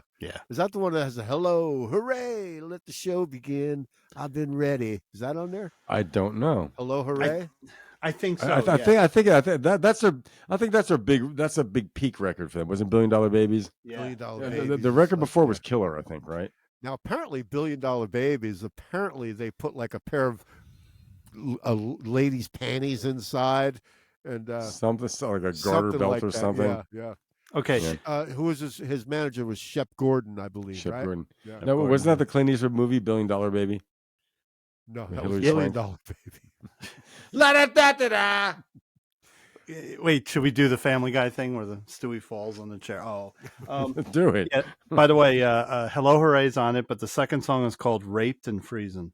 Holy Alone, God. raped and freezing, alone, down in Mexico. Down in Mexico.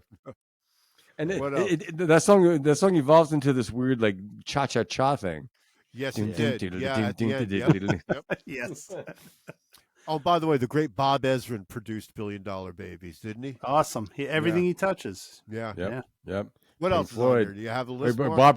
didn't Bob Ezrin produce Dark Side of the Moon? No, that was Bernard Purdy. Stop that! No, come on. I'm going to read the song, the track. The Wall. He produced the Wall. Who produced Dark Side of the Moon? Pink Floyd. Yeah, I think so. Self-produced, really? Yeah, really? I think so. Oh, really? I could look next week. I'll have an answer for you. I want an answer now. Damn it! This is for Perry. You ready? Yeah. Hello, Okay. hooray! Raped and freezing. Elected. $1 Billion Babies. Unfinished suite. Yep. No more Mr. Nice Guy. Great song. Generation Landslide. Yeah. Sick Things. Mary Ann. Sick things. Yeah. And cars rotate round. And then the last song is one I really like. I Love the Dead. That's a great love song. the Dead. Before they rise. No farewells, no Not goodbyes. the Grateful Dead, though, but I just love the Dead. I never knew your now rotting face. That's Well, you know what? Let's kick in our closing theme, all right? While other friends and lovers mourn your silly grave. It really, and Oh, this is all before good the grief. show The Walking Dead came. Like, wow, man, really? Yeah, he's way ahead of his time, right? I love the dead before they rise. Yeah. No farewells, no good.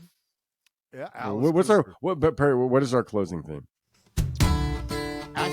Asheville Skyline. Oh, with that shitty Mark Smith guitar solo, right? Yeah. Yeah. Wants to redo it now with his new You're out of your guitar. mind, Smith. All right, Pink Floyd did produce Dark Side of the Moon. They did. I've just confirmed that. Oh, really? Yep. Every member of Pink Floyd, Mark? Oh, I don't think Richard Probably Wright was allowed to have his Probably Roger and David. Right? 90% Roger, 10% David. And as we always do, we say hello to Milk Crates and Turntables, Scott McLean, Jack Calabrese. Can't wait to see you again, Jack. Where Mark and I have been doing a bit of a residency there for the last couple months. A Vegas residency. Always willing to help out. Yep. Because it's a great podcast, and Scott and Jack are great guys. Milk Crates and Turntables. Yep. And who are we again? We are who? We are I'm Mark. Lou. Perry. We are Music Relish Podcast. Together we consist. We are Music Relish Podcast. I'm Relish. And that guitar solo sucks. I'm Relish, Blues Music, and Mark's podcast. Mark's neurotic. I begged you to help He's the Mark. kooky neighbor, yeah. I'm Uncle Mark. You only He see me cuts, through the fence. he cuts his grass every single day. It's really weird. in shorts and knee-high socks. Incidentally, In bowling shoes. a heck of a nice guy. Some say I look like James May from Top Gear. I wish Check I out was our- James May. Check out our Burt Bacharach tribute special on Spotify only as far as a video. It's on all the formats, but it was not on YouTube. Check it out. Burt Bacharach special Music Relish Podcast. Great stuff. Music Relish Podcast, Burt Bacharach special. All formats except YouTube, but it's out there. It's a pretty good show, man. Yeah. And leave us a comment. Like and subscribe if you like. Email us. Yeah. I look like I'm in a Marvel movie. What is that email? Good night. Musicrelishpodcast@gmail.com. Good night. Gmail.com. Farewell.